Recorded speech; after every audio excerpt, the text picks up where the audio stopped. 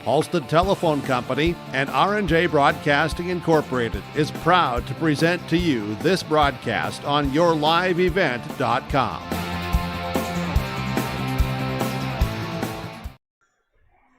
Good evening and welcome everyone to the Class B Girls Basketball Region 1 Championship at Ed Weary Arena in Wahpeton, North Dakota. It's a rivalry rematch rekindled on this Thursday night between the Kindred Vikings and the Central Cass Squirrels. Derek Zimmerman, Geyer, Joseph Stutz, Jacob Tinson with you for our third night here on the campus of the North Dakota State College of Science, where once again another rematch is set to begin. The first-seeded Squirrels meet the second-seeded Vikings for the second time this season, and as well as a rematch from last Region 1 title game last season. Kindred, Central Cass. We'll tell you about these two teams and then some coming up on our Seth Vonderhaar pregame show. This is the North Dakota Girls Basketball Region 1 Championship on yourliveevent.com. Farming today doesn't always feel the same way it used to. Then again, some of it feels all the same. Maybe it isn't so much the jobs that changed, but how they get done. Now that's a different story. Efficiencies are critical, which is why you need a lender who will find the right loan structure for a strong financial future. You need a lender to look out for your whole farm operation. Ag Country. Experts in every field. This is Chris from RDK Enterprises, your local planter experts. Tune up, add up, the math is simple. Every additional percentage of meter accuracy adds a bushel or two more per acre. While they should run at 98% or better, many do not. That's why no matter who made them, no matter their type, every meter should be calibrated every year. Keep your meters in top-notch shape. Call RDK at 701-636-2119 to schedule your meter maintenance today. Jacobson Red Angus Annual Bull Sale, Wednesday, April 14th at the ranch near Hitterdal, Minnesota. 60 of the region's highest quality Red Angus bulls from Prairie Red Angus, Jacobson Red Angus, with sale broadcast live at DVA Auction. Request a catalog today. GJRangus@feltontel.net is the email. 701-361-3189. Jacobson Red Angus Annual Bull Sale. 60 of the region's highest quality Red Angus bulls selling Wednesday, April 14th. Right away when I first stepped onto the NDSCS campus, no matter your age, background, anything, everyone there is supportive of you. You have support from the day you start. My name is Nicole and I'm here for my future. Right after school, I'm right into the workforce. I don't have to go looking for a job, and that's kind of what made me take a step forward into being a diesel tech at NDSCS. No looking back. My name is Eli, and I'm here for my future.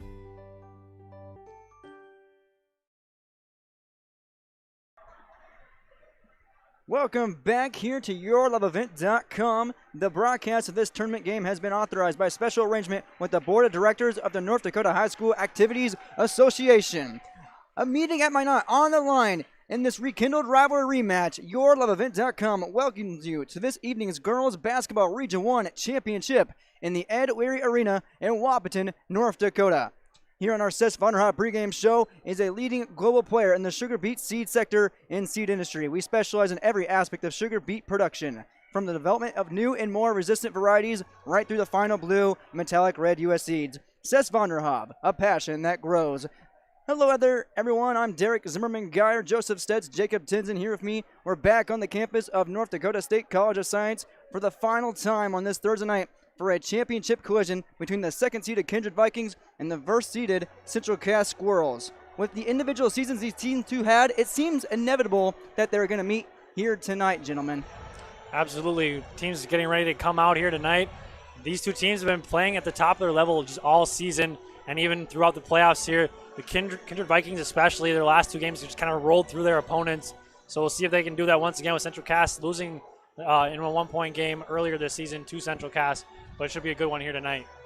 And not only that, but as well, you know, it's a rematch. These two teams know each other very well. They met on the same stage last year at this time.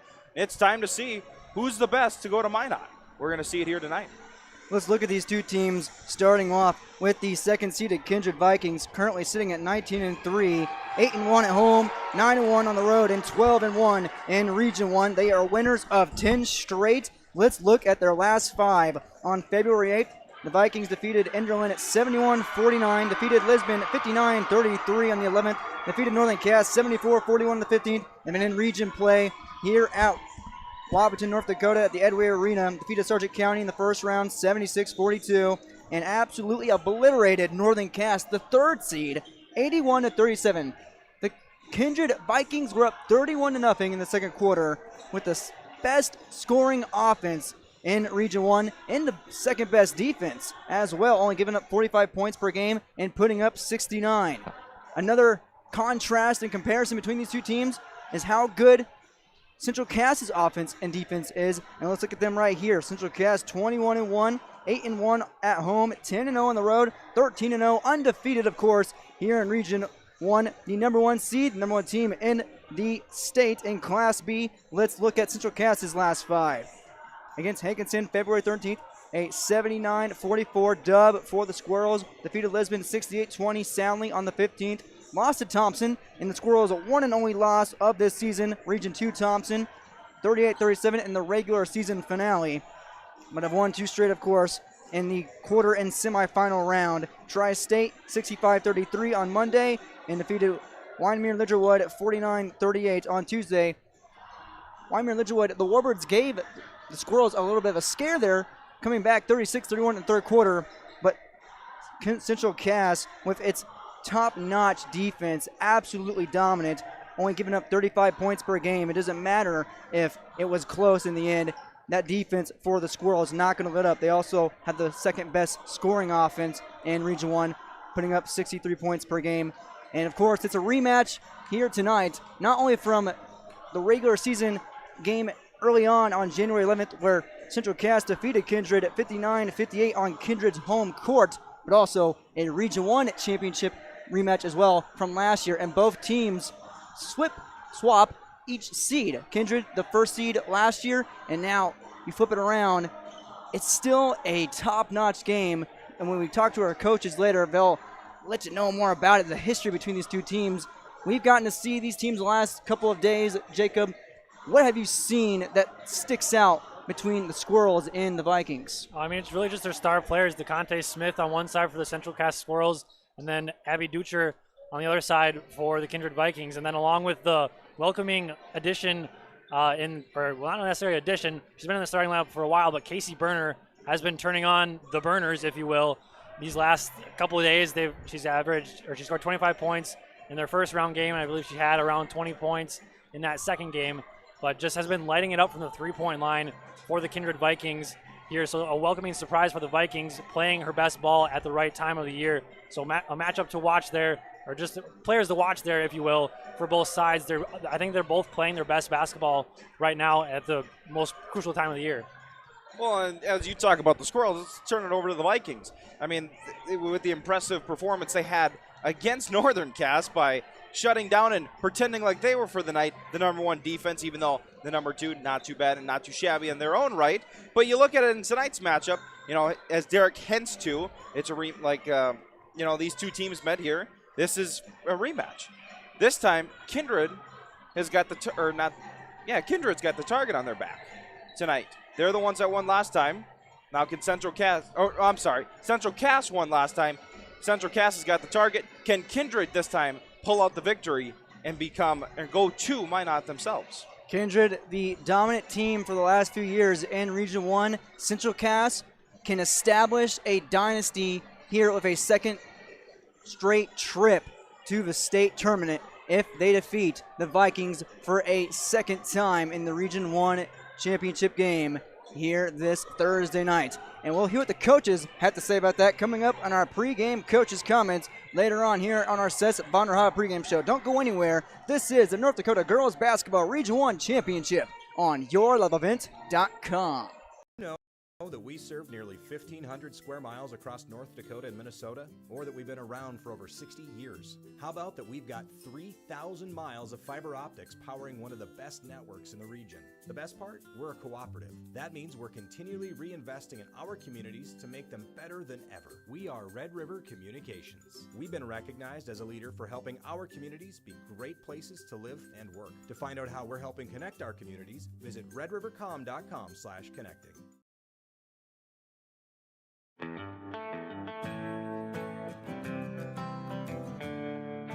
For all your flooring needs, look no further than Carlson Customs Incorporated. From tile, Cortex and laminate flooring, waterproof floors, shower tiles, and carpet, you are sure to find what you need to update or create the perfect feel in your home or business. Locally owned and operated, Carlson Customs Inc. Call Todd at 218-531-0176.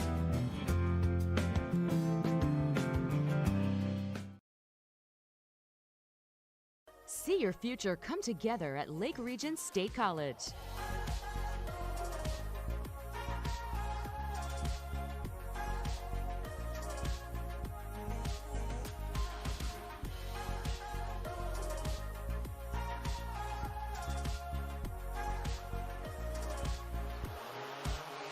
Train for in-demand careers, part-time, full-time, or online. At Lake Region State College, we change lives.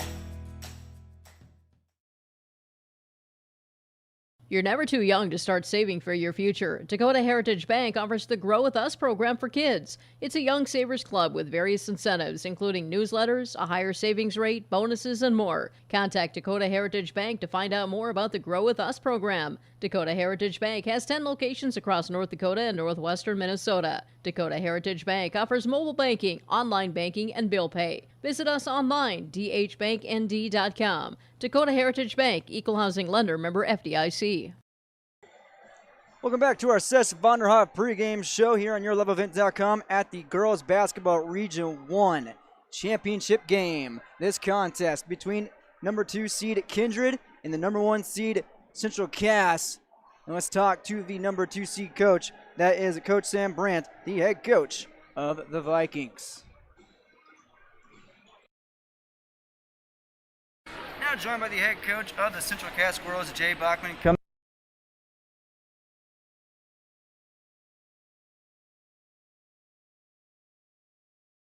Now joined by the head coach of the Kindred Vikings, Miss Sam Brandt, in this game in a second rematch versus Central Cass. Not only is it a rematch from the regular season, but also last year's Region 1 and championship game. Coach, you smile, you nod. What are your initial thoughts hearing that coming into tonight's matchup? You know, it's always been Kindred versus Central Cass. Always, always, always. Huge rivalry, two big schools in our region. Blue versus red. But today we came in with the mindset it doesn't matter. It's an opponent. It's the next victim. You know, we talk about it. It doesn't matter who you play. It doesn't matter if it's Michael Jordan or Central Cass out there. You got to still play the game. You got to play it your way for you to be able to win. And that's our mindset, playing our game. Well, speaking of next victim, you've been victimizing the competition as of late. 10-0 in your last 10.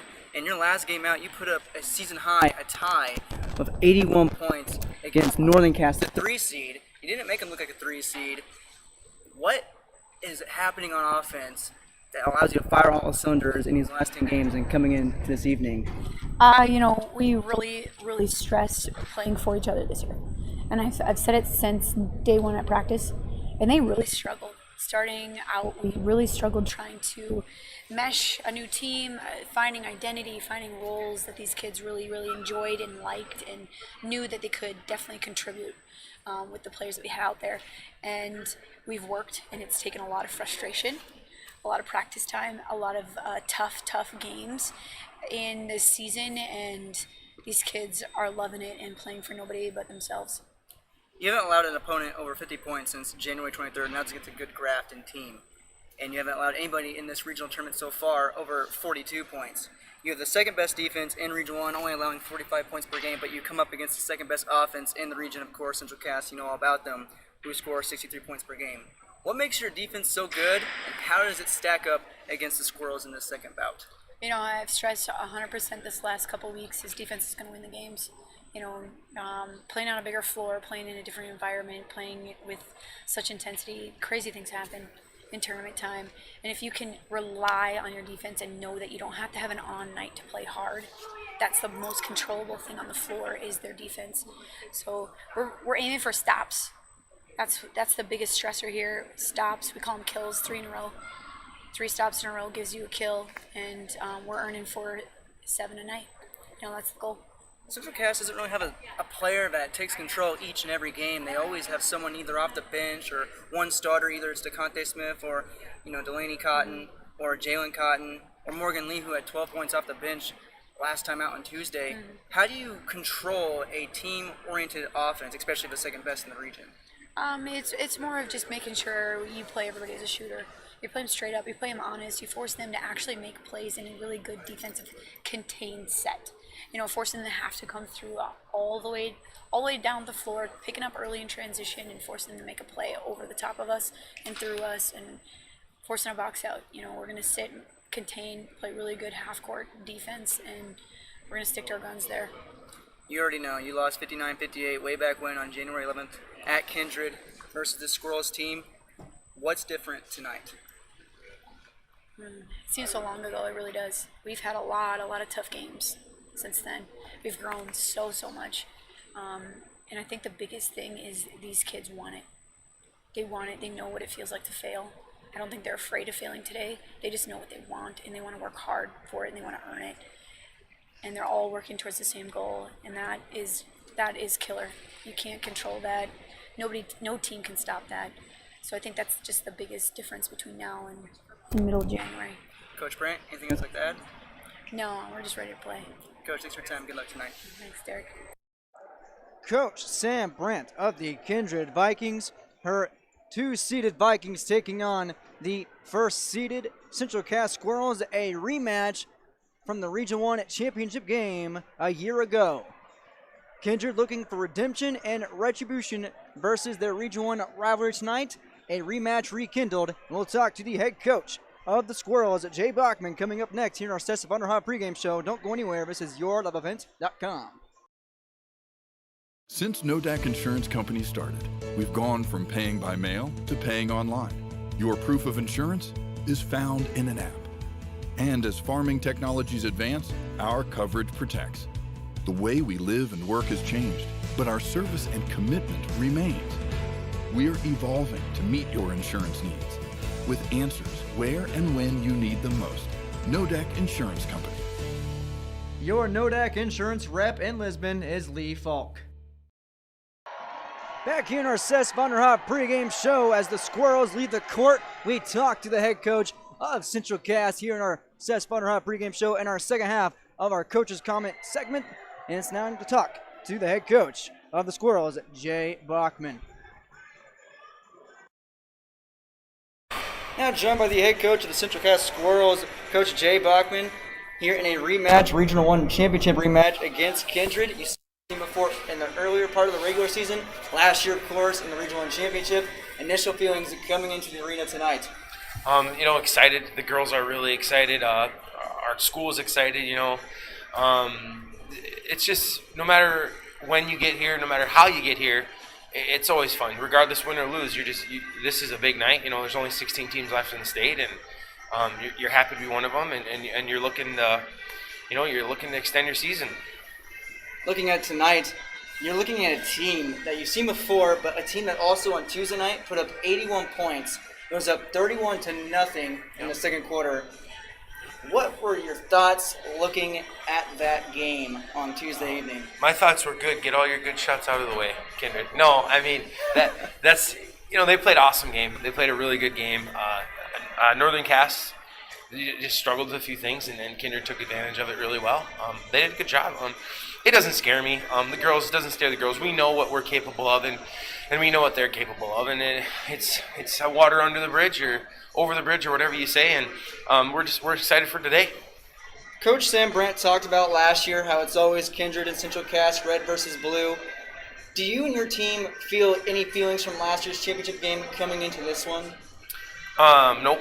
I mean, obviously you want to you remember the good things, but today this is a new year. Not many new girls, but we're a new team. They're a new team, we're a new team, and you're excited, and you're looking forward. You're looking to the present. And let's go back to the past again. For this last regular season game you played against the Vikings, a tightly knitted contest, 59-58 in Kindred. Your Squirrels on top.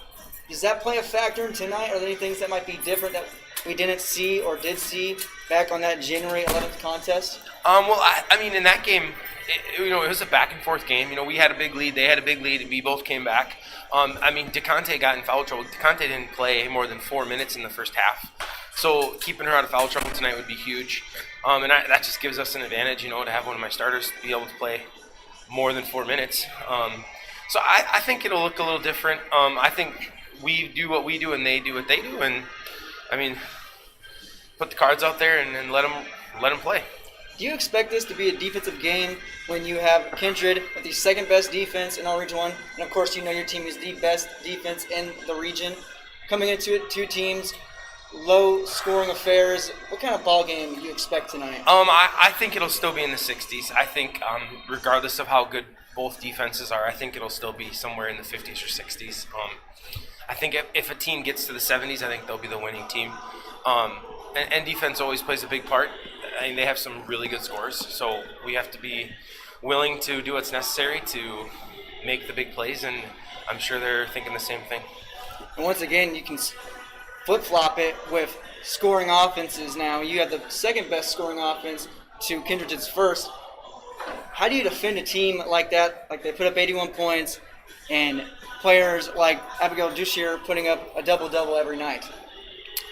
I don't think you can ever think you're going to stop Abby or Taryn. I think you have to limit them. I think you have to limit their shots. I think you have to keep them off the boards, and I think you just have to keep them around their average. You can't let them have a career night. They can't have 30 and 30. I mean, we're going to lose then. We need to keep them at bay, and we need to limit their shots. And they're going to make buckets. And we talk about the girls; they're going to make shots, and we're going to make shots too. And you got to keep riding with the roller coaster. 2-for-1 special right here, Coach. What would it feel like to repeat? What's it feel like now being in the back-to-back games, and what's the key to pulling that off this evening? I think, just being here was our goal the whole year. Right? We didn't want to overlook anyone, but our ultimate goal, is to be here and to win, and then hopefully go on and win state. Those are our goals. So to get here is goal number one. Now we got to win it, and I think the key to us winning is just play hard, play as a team. We're talking about big time. We got to play as a team. We got to celebrate each other's successes. And the team aspect of our game is so crucial. And the girls are they work so hard and they deserve it. And I hope for their sake, I hope it goes our way tonight. Anything else like that, Coach? No, thanks. Thanks for your time and good luck tonight. Thank you. Coach Jay Bachman of the Central Cass Squirrels, ready to rekindle this rivalry rematch with the Kindred Vikings here at the Ed Weir Arena. Just heard his pregame coach's comments, his pregame thoughts as we ride into this rivalry rematch here in Region 1 at the championship game at Ed Weir Arena. JT, Joseph Stetz, let's hear from you guys. What are some matchups between these top-notch defenses and offenses in a game tonight that seemed inevitable from the start of the season?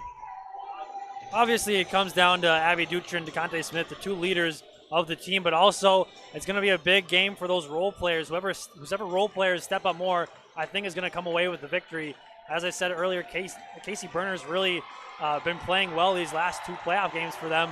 If she can have another night like she's had these last two nights, I think Kindred has a pretty good chance of beating the number one seeded Central Cass Squirrels. Well, and you look over for the Central Cass, they got to stop Ducher. They have to stop her immediately. She's the spark to that offense for the Vikings. For the Vikings looking over at the Squirrels, it's hard to say who you want to pick. Yeah, it's Smith or DeConte Smith is the easy one to say, but you're looking at the stats on the year, and 7 players over 50% efficient field goal percentage for the Squirrels, and any one at any point in time of those 7 players can be the factor here tonight.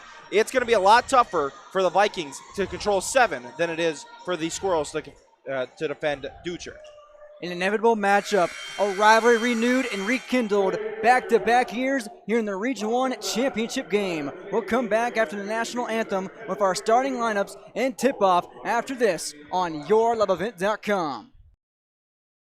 If you are looking to update your home, stop in and talk with the crew at Castleton Lumber. They have everything you'll need to get the look you'll love with windows, siding, roofing, and doors. Building new or adding on, Castleton Lumber can help with that too. They'll draft up the plans and help you choose the right products and features to make your house a home you and your family will enjoy for years to come. Stop in to Castleton Lumber today or call 701-347-4471.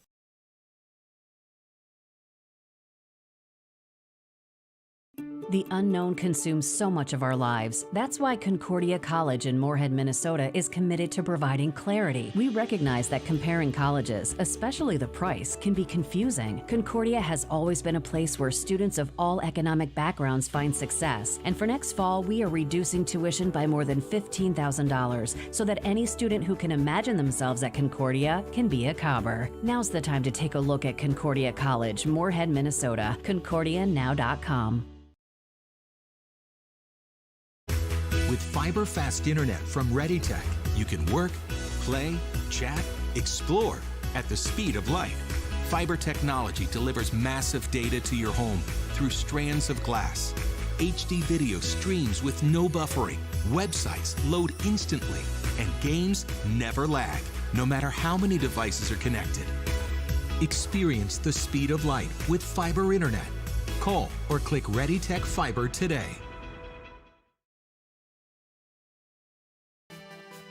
Powerful and playful, delicate and precise, bold and carefree.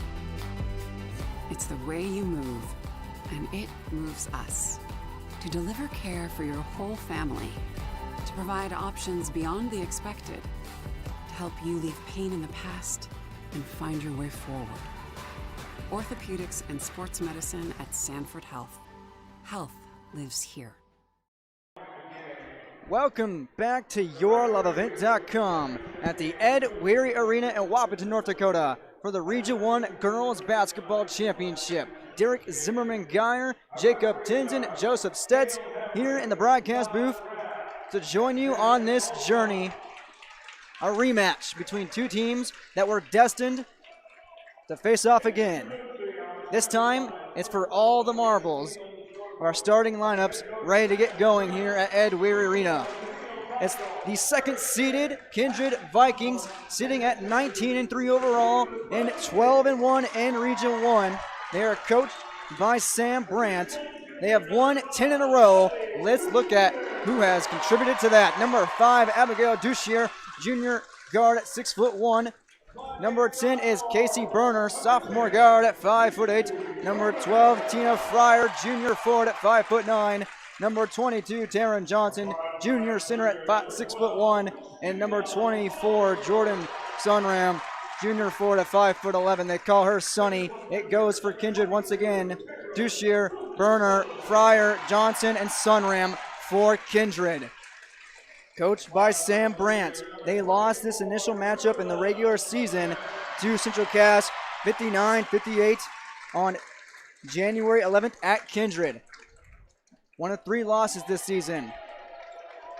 One loss for Central Cass all year. It was against a Region 2 Thompson team. Central Cass in this 2020-21 campaign, 21-1, 8-1 at home, 10-0 on the road, and a perfect 13-0 in region play. Coached by Jay Bachman, here's how the Squirrels stack up. Number 3, is Victoria Richter, a sophomore guard at 5'5". Number 12, Kaylee McKinnon, junior forward at 5'8".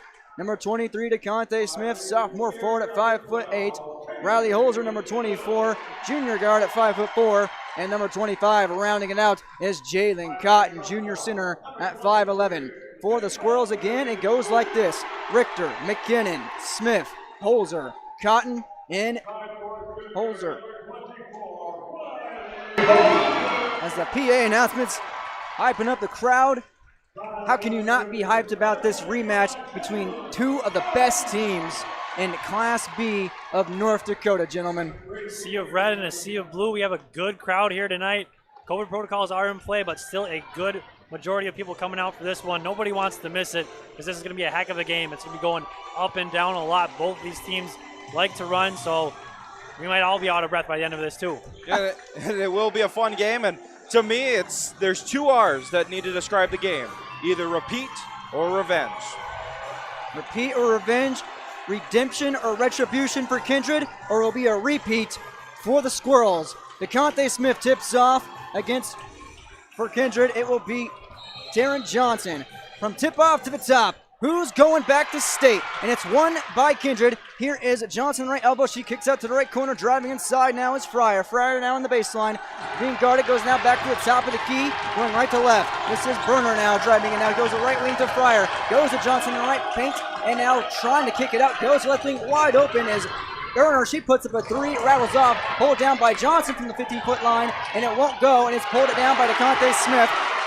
Two missed shots to start the game. But not two bad looks. There were two great looks. They just could not fall. And Central Cass gets a chance here. Here's Kylie Holzer. She gives the Richter now. Nothing. Richter now drives to the paint. Now inside. Outside now. DeConte Smith, top of the key. Loud atmosphere, of course. DeConte now goes over the left wing now to Richter. Now to Holzer. Left corner puts a move on. Now she goes gliding to the top. Now to Richter. McKinnon right wing. McKinnon has Smith posted up. She has 7 seconds to get up. Puts a runner up and in. Just listen to Central Cass go crazy. It seems like they have thousands and thousands of people here, but we maybe have only a 1 grand of Central Cass fans, but it's going to be absolutely electric all night. Kevin McKinnon puts 2 up on your Patriot Field scoreboard. Central Cass leads 2-0, 6:48 first quarter. Here's the top of the line, 3 from the top of the key. Casey Werner puts it in for the tray. And to your point, it sounds like the same for the Vikings on their end. It's not going to be a quiet game whatsoever. We're going to have to be over talking the crowd all night. The top of the key 3 from McKinnon won't go. Pulled it down by Johnson, her second rebound. Wide open look. McKinnon couldn't find it. Johnson outside the key. It's 3-2, 6:24 first quarter. Burner now goes to the right side of Fryer. Fryer right wing guarded by Richter. Gets the screen from Johnson. Muffed by Cotton. Now on the left wing to Sunrum. She'll fire away. Airmail from the left wing on a 3-ball, and it's out of bounds. Going to Central Cass. And the air ball chance bust out. A lot of 3-point shots being put up right away so far in this one. Sunram, that's normally not a shot that she likes to take, but was left wide open. And that was about her only choice that she really had, was to shoot that 3. But it was open. You got to take a chance when it's open. Richter now across the timeline. She's guarded by Tina Fryer. Now goes DeConte Smith right wing. Smith now goes right side baseline. Going to put it up. Oh, nice pass inside, but off the hands of Burner, and still Central Cass basketball. She was looking inside the paint for a teammate. Still Squirrels basketball. 19 on the shot clock when it went out of bounds.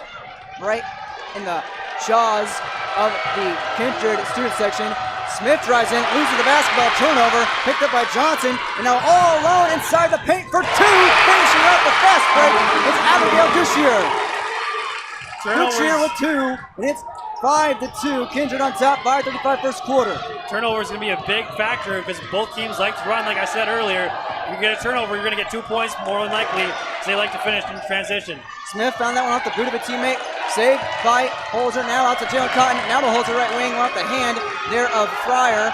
Now inside, now left side is McKinnon. Now top is Holzer. She's got 9 seconds. Goes to McKinnon. Now DeConte Smith right corner. She'll fire a 3. That's too strong and pulled down by Taryn Johnson. Her 3rd board. Now running the court and throws it right into the Central Cass student section. Turnover against Kindred. And again, you know, an uncalled for turnover there. But if you're Kindred, you're happy with what you're doing on the defensive end, making them work a little bit more on the defensive end, and putting up not their kind of shots. Kindred leads 5-2 with Smith now spinning inside into traffic. Counting a foul! DeConte Smith pumped and looking to pump up the scoreboard here at Ed Weary Arena. She goes for the three-point play.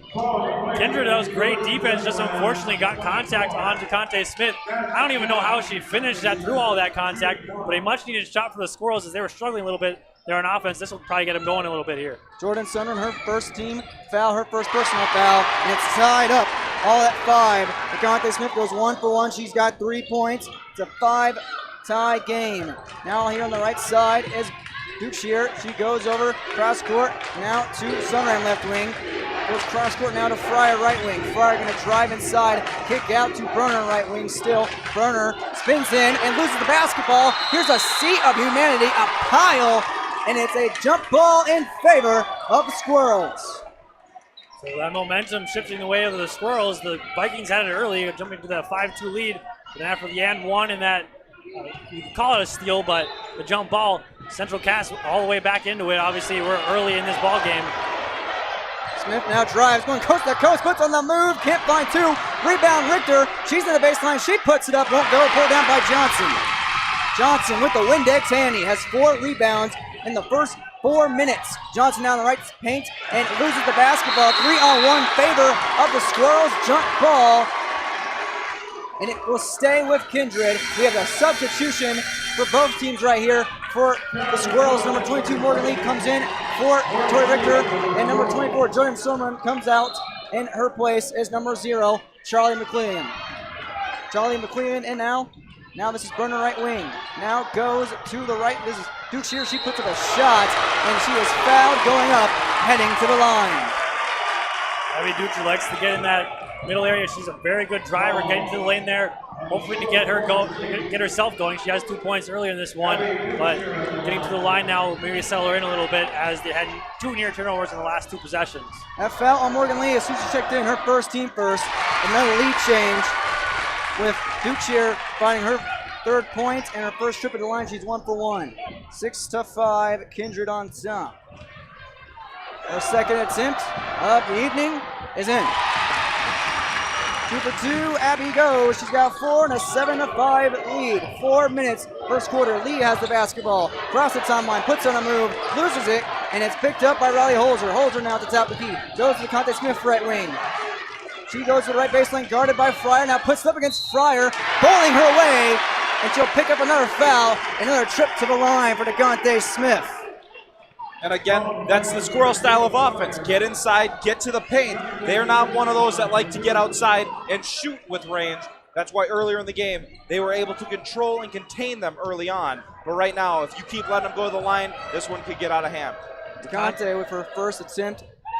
Missed that one. She's 1 for 2. She was 1 for 1 her last one on a 3-point play. DeConte Smith picking apart so far early inside, finding trips to the line. She is a pretty good 3-point shooter as well, but she needed to get very aggressive, wanting to get to that free throw line, settle herself into this game a little bit, settle those nerves, and get going, playing her regular basketball here going forward. 7-6, she makes the second with Kindred on top with 3:41 first quarter. Here is Duchier now in the left corner, goes McLean, and she took a walk going to the baseline, much to the approval of DeConte Smith. Turnover Kindred, the Vikings' 3rd of the first. Now to inbound is Morgan Lee, number 22. She averages 7 points and 7 rebounds. She inbounds to number 24, or number 12, Kelly McKinnon. Trying to go across the timeline, loses the basketball, gotta get it over. She goes to Smith just in time. Now Smith at the top of the key. She goes inside, now spinning inside, poked away, ripped, and here comes the Vikings going coast to coast. Berner puts it up. She is fouled, and she heads to the line. Once again, getting out in transition are the Vikings. A turnover, and they're in transition immediately. Had a good 3-on-2 fast break, and Berner able to get the contact and go to the line for 2. And what a play that time by McQuillan. You know, she had to travel there on the offensive end. She was poked down by her teammates saying, hey, you know, it's loud, they're screaming, but don't let it get in your head. What did she do in that possession? She poked the ball free and started the offense there for the Vikings to get to the line. Kayla McKinnon with that foul, her first, team second. Berner sinks the first and misses the second. She's got 4 points and an 8-6 lead. DeConte Smith now with the basketball. On the right side now gives to Lee. Right front court. Now to Jalen Cotton. Glides to the right corner. Guarded by Johnson. Trying to pass it away. Trying to dish. Goes to Smith. And it's off of Duchir. And still Squirrels basketball. With Morgan Lee to inbound on the near sideline. Down by 2. Morgan Lee over the head, looking, goes to the right wing to Holzer. Riley Holzer now goes back to Morgan Lee. With 2:55 in the first. Holzer in the right corner, gets a screen from DeConte, goes back to DeConte, no, top of the key. This is Lee, she looks to pump, now drive, jab, now Holzer right corner. She's got 5 seconds to get it off, 4 seconds. Now top of the key is Lee, and she took a walk, turning it right back over with the shot clock coming near a close. And 3 turnovers for the Squirrels. And it doesn't help on that possession. You're getting pressured. You can't hear. You look up at the clock. You got 3 seconds. And a little bit of pressure there. And she shuffled her feet. Tina Fryer now left wing. Goes left corner to Dick Shear. Now in the left elbow. Goes out right wing. This is McQuillian. Bounce pass inside to Johnson. Posted up. Guarded by Jalen Cotton. Looking to back out. She goes to Fryer in the paint. And she is swatted at. Hacked by DeConte Smith. And she heads to the line. Nice pass there by Johnson. I don't think she's seen anybody like Cotton so far in these playoffs. Normally the biggest person on the court, able to go to work on that low post, but just hasn't gotten the shots that she's wanted so far, has Johnson. But a great pass over to Fryer to set up the 2 free throws here. That foul on Holzer, her first, team third. With Tina Fryer's first trip to the line, she has no points so far. The junior forward, now she does, gets the roll off the back rim. 9-6 Kindred. Here in the early goings of this Region 1 championship game. Substitution, Kelly McKinnon checks out and replaces Claire Cotton, the sophomore forward at 5'9", averaging 8 points and 3 rebounds. Second attempt by Fryer now. Sunk the first one off the back rim. Puts up the second and sinks that one true. She's got 2, and it's 10-6. Smith saves that one. Now driving inside, ripped inside by the cheer again. 4th turnover by the Squirrels. Abby now drives inside and runs into a brick wall. That is Jalen Cotton. And it's a ground blocking foul against Central Cass and Cotton. That will be Cotton's first foul, I believe, and team 4th. Now Deshear on the baseline to inbound. Goes over, now in right short corner. This is Taryn Johnson. Backing in, now spinning in a whirlpool right there. Goes top of key to Fryer. She pump fakes, goes right side up, puts a move on DeConte Smith. Goes back to Johnson, now left corner to McQuillian. McQuillian backs out. Now looking to go to Johnson. Left wing, she'll pump.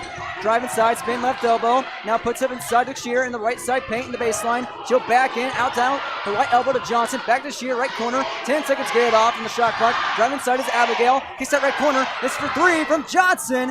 Long 2, and it's pulled down by DeConte Smith for 3rd.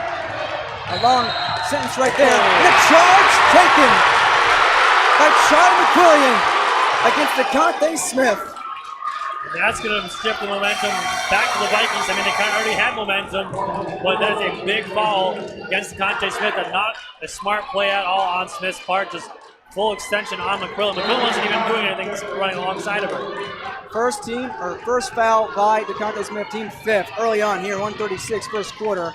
5th turnover by the Squirrels. Deshear now drives inside, puts in a nice move, puts up 2 on the runner, and finds the boost. That was a great move by Ducher. And automatically on the other side, here's Claire Cotton. She is fouled from behind, putting up 2 from 12 feet away, and heads to the line. Quickly, the Squirrels trying to regain some momentum, some stature back into this ballgame, down by 6, 12-6, 122. That foul on Charlotte McQuillian, her first, team 3rd. Kind of surprised. It's the first we're seeing of Claire Cotton and Delaney Cotton both on the court at the same time. They play very well together. I was in the game against Lisbon, Central Cass versus Lisbon, and they were really the stars of that ball game. DeConte Smith, normally the star for the Central Cass Squirrels. Those two had a great game in that matchup with Lisbon, so I'm surprised it's the first we're seeing of them.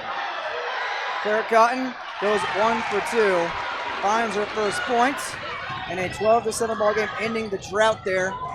A 4-0 run. Now on Macklin side, McQuillian falls down, and she travels.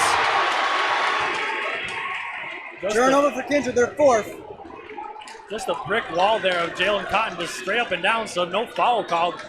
McQuillan just fell right down. She got called for that just a hot second ago, Jalen Cotton did. Nonetheless, it's Riley Holzer now for a minute and change, top of the key, down 12-7. here in the first. Now goes top of the key. This is Lee now at the right side, right corner. There is a Holzer three, won't go, and loose ball off the hands of Duchier or Claire Cotton. They call it Central Cass basketball. No rebound off the three ball attempt by Riley Holzer. Now inbound coming from the baseline. This is Lee. She goes to Jalen Cotton from 17 feet away at the foul line. Won't go. Pulled down by Duchier. Her first rebound, now under a minute, 45 seconds. She drives in left side, left block, and she walked. Her foot slipped. She puts her hands up.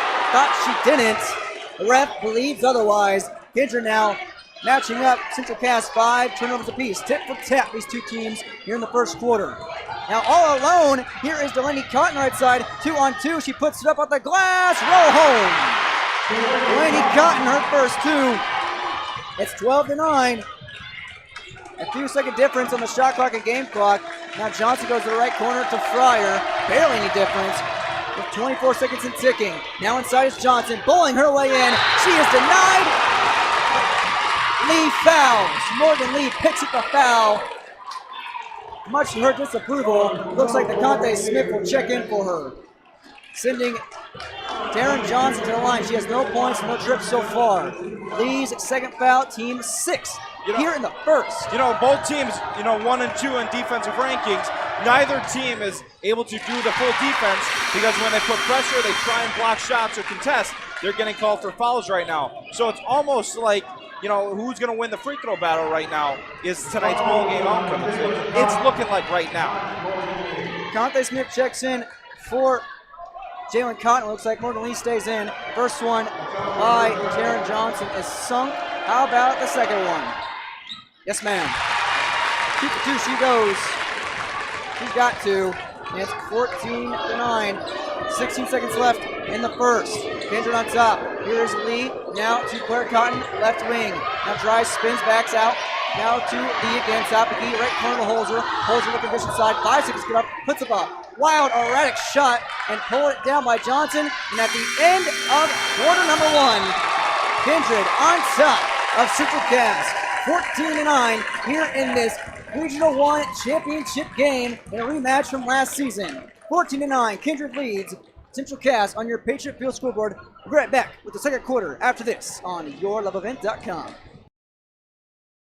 Jacobson Red Angus Annual Bull Sale, Wednesday, April 14th at the ranch near Hitterdall, Minnesota. 60 of the region's highest quality Red Angus bulls from Prairie Red Angus, Jacobson Red Angus, with sale broadcast live at DVA Auction. Request a catalog today. GJRAngus@feltontel.net is the email. 701-361-3189. Jacobson Red Angus Annual Bull Sale. 60 of the region's highest quality Red Angus bulls selling Wednesday, April 14th.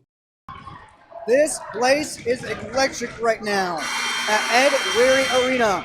14-9, Kindred leads Central Cass on your Patriot Field scoreboard. 1-855-872-3835.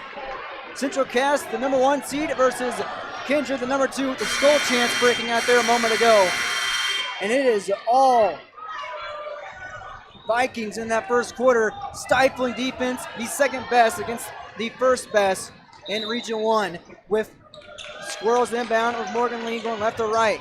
Lee goes over the top, into the hands of Bashir. A dicey pass, and it doesn't pay off.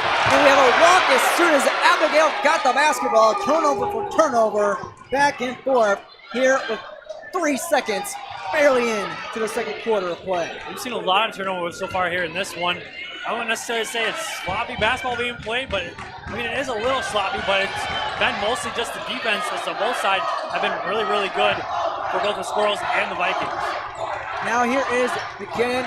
Goes the Holzer top key to Conte Smith, right corner, guarded closely. Now drives in, going to put up now left corner. This is opposite side. Here's a runner for Morgan Lee in the left short corner. Won't go, pulled down by Richter.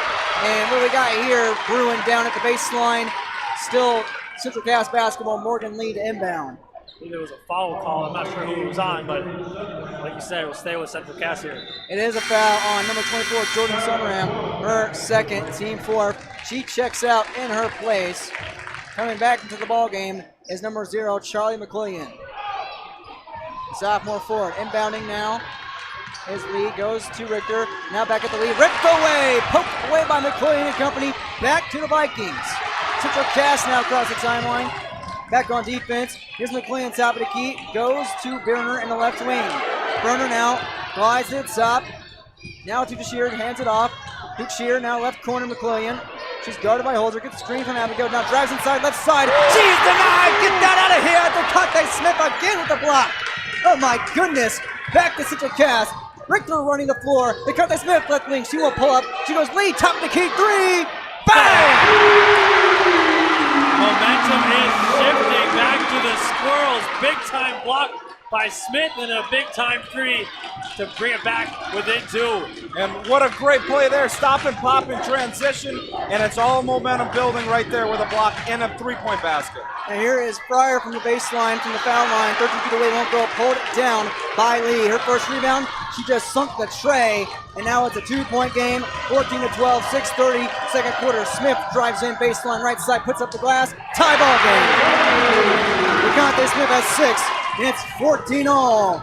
Our second tally of the night. Now here's Johnson, right block. She's up and in. No, it's pulled it down by Fryer. Her putback no good. And now loose ball pulled down by nobody.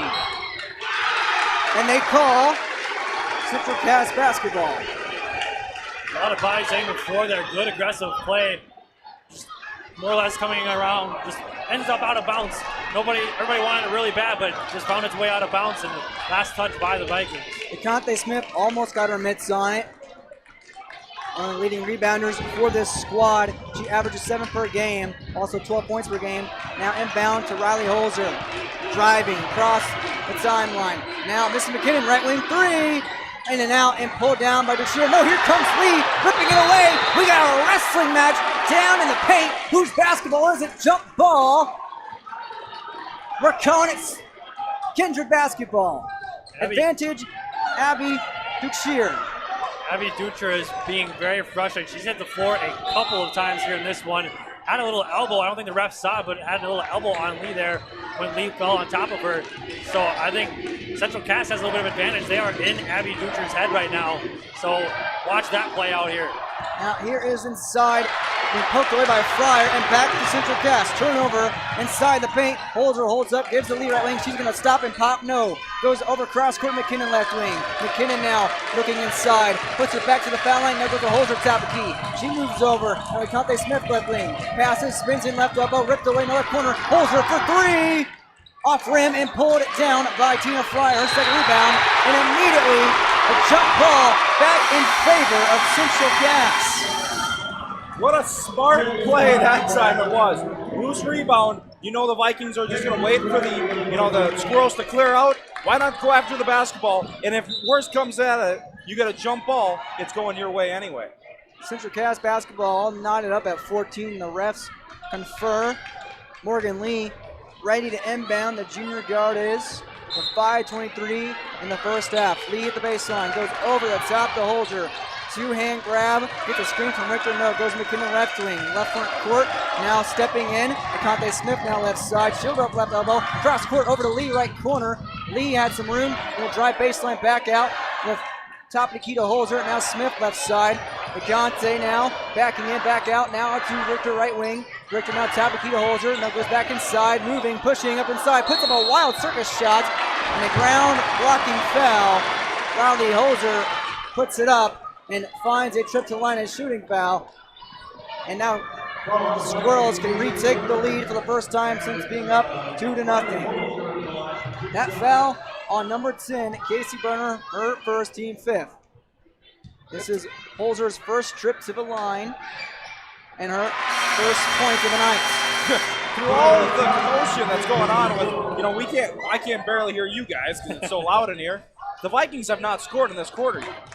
They have still been held at 14 since the end of the first quarter, so Central Cass's defense has really picked up here. The number 1 defense showing its strength. Holzer strong right there at the line, 2 for 2. She takes the lead at 16-14. 4:52, second quarter. Dutscher now goes right side. This is ripped from number 25, Cadence Rayleigh, and it's out of bounds. Still Kindred basketball. And see, just right there, another great display of defense. And it's not just one person. DeConte Smith blocks it or sends it to the corner. Richter knocks it out of bounds to clear possession. I mean, it's great team defense when the Squirrels are playing. Striley in the paint. She almost traveled, goes over to the left side. McLean now, she backs out, and she is absolutely tackled by DeConte Smith. We got a kick ball violation. Still Kindred basketball. 2-point takedown there by DeConte Smith. She is aggressive with the shot defense and also the other type of shot defense, a little wrestling, huh? And she's also aggressive shooting the basketball on the other end as well. She's gone to the rim multiple times, drawn some contact, and has gotten what she's wanted both offensively and defensively. Burner goes cross court over to Straley and right into the midst of Jalen Cotton on the bench for Central Cass. Turnover Kindred, their third of this second quarter. It's still 16-14 Central Cass, 4:20 on the clock in the second. Now it's Holzer to Richter, right wing. Richter now looks to move. Has DeConte Smith posted up, bounce pass to DeConte. Gonna give and go. No, DeConte top of the key. Gives to Claire Cotton. Now Richter in the right corner, right wing now. Let's go back to Claire. Bounce pass over McKinnon, top of the key. She strides over. Now there's Claire Cotton, right corner, three. Puts it in! Right in the eye of Johnson. Gives her an eye exam. Claire Cotton has 4 points and a 19-14 lead. Now here is up in a runner from left short corner by Casey Burner. Won't go. Pulled down by Claire. Johnny on the spot on both sides. Now to DeConte Smith. DeConte Smith running the court. Hand off now back to Claire. Claire going to stop and pop. NBA range. No. Out of bounds. Air ball, air mail. The Kindred student section letting Claire know. And we know now we have a timeout with Central Cass on top. 19-14. Not letting Kindred score so far with 3:33 left in the second quarter on your Patriot Field scoreboard. National studies show that students who participate in activities like music, sports, and drama not only have better grades and attendance, but they develop the character to handle adversity,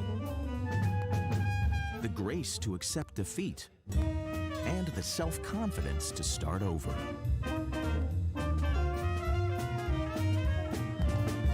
Take part. Get set for life.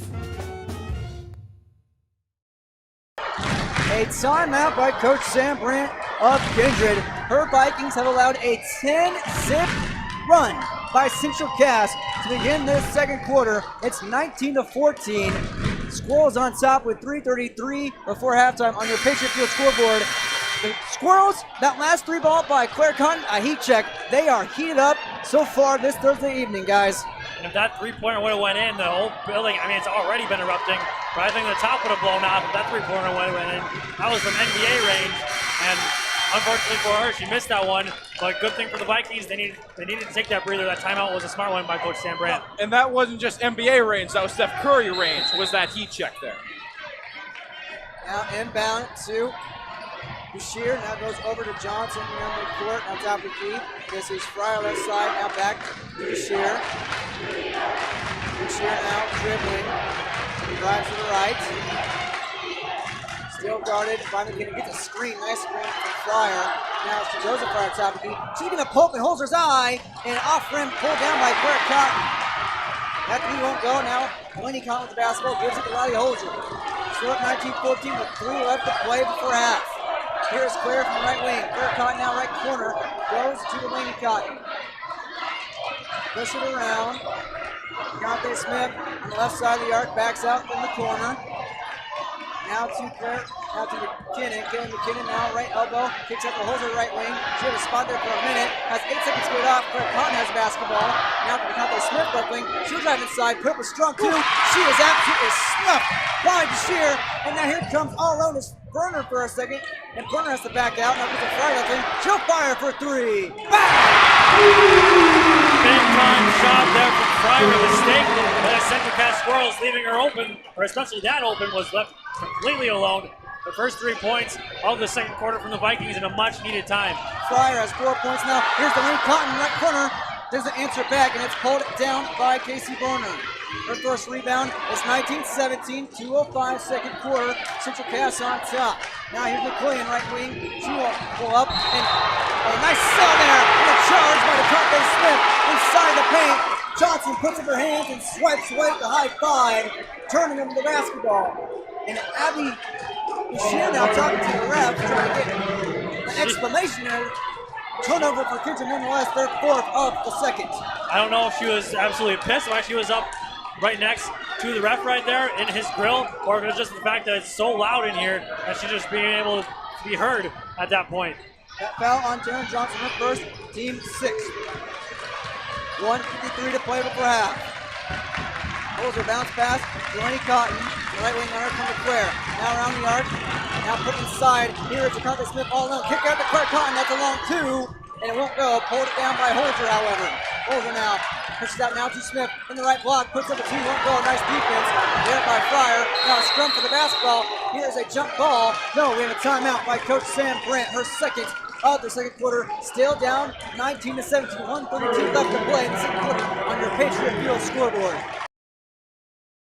I'm the first kid in my family to have graduated from college. And then at NDSCS, they told me, hey, look, you can get credits for this, you can go further. So I start to see like my horizon broaden up. I'm going to be pretty unstoppable. My name is Julie, and I'm here for my future. Going to NDSCS, I found out way more than just like sports. I met a lot of people just on my floor, and then different activities you could go to that were on campus. I for sure will look back on all the memories and love it. My name is Grace, and I'm here for my future. Back from the timeout by Coach Sam Brandt and the Kindred Vikings, down 19-17 on your Patriot Field scoreboard. 1:32 left to play. Kindred to inbound, down by 2. Tina Fryer, who just sank a tray from the left wing to bring it within 2. It's a roll to Abby Ducher. Ducher now across the timeline, across the Wildcat, where goes McCoy left wing, guarded by Lee.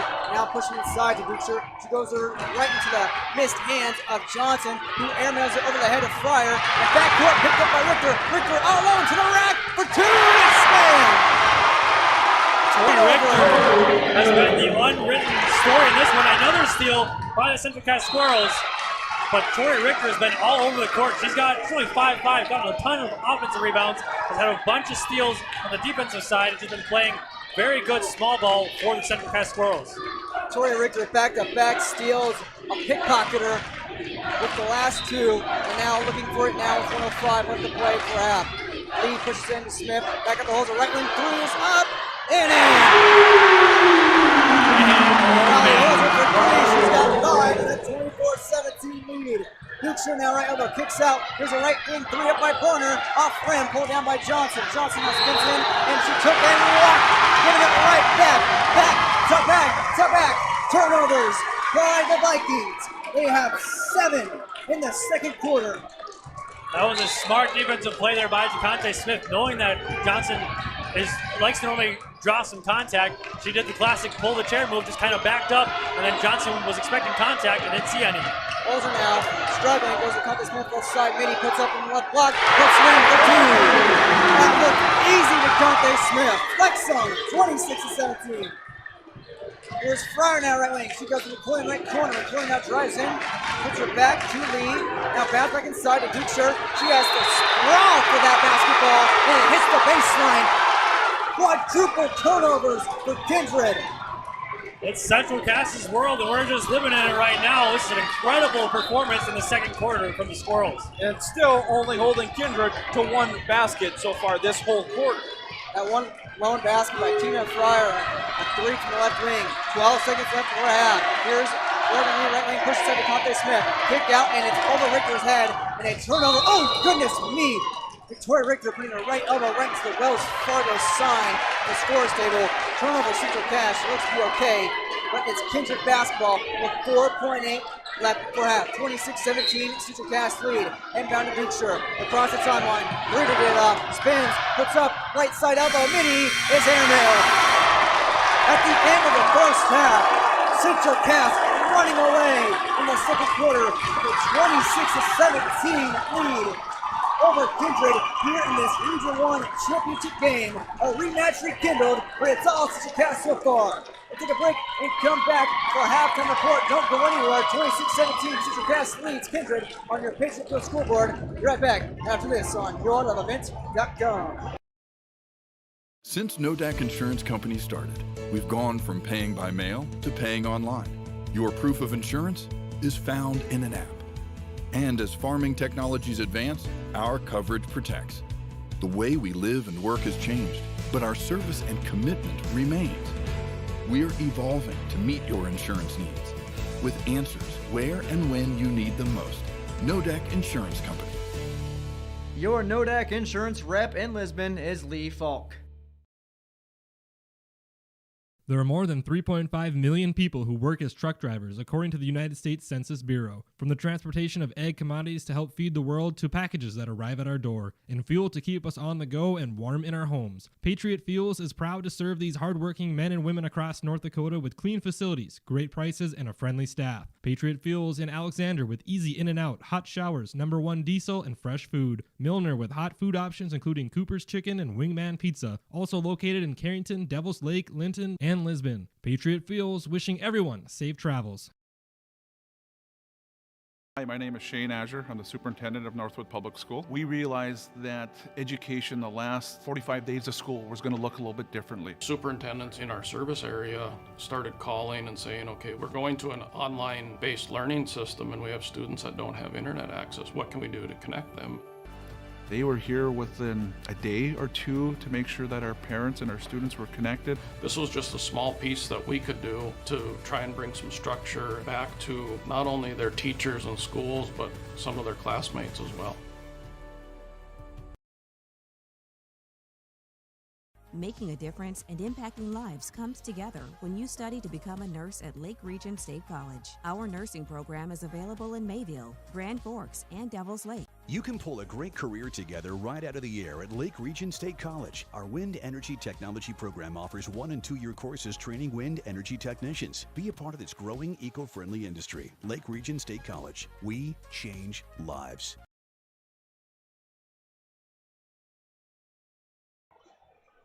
(26-17), Central Cass leads Kindred on your Patriot Field scoreboard, and what a tale of two quarters in the first half. Let's look at it right now. A battle of the #1 defense with the Squirrels and the #1 offense, the Vikings, and it was all about the Vikings offense in that first quarter. They led 14-9. Offense disappeared in the second, and that's where the first team defense emerged for Central Cass. A 17-3 run by Central Cass. Good night here at Ed Weir Arena, and they lead right now at half 26-17, and a big part of that for the Squirrels defense causing 13 turnovers, and Kindred finding 4 turnovers back to back here in the latter half of that second quarter. And Abby Dutra has been pretty much non-existent. She's been looking very frustrated. You just see the look on her face after possessions, and she just looks absolutely demoralized half the time. And she only has, 6 points, I believe?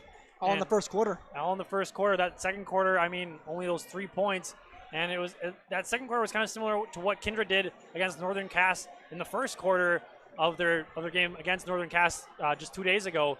But just, like you said, a tale of 2 quarters. It's just been Kindred in one quarter, and then Central Cass just absolutely dominated that quarter number 2 to host this 9-point lead now going into the break. Well, and then you look at between the two differences between the first half and the second half.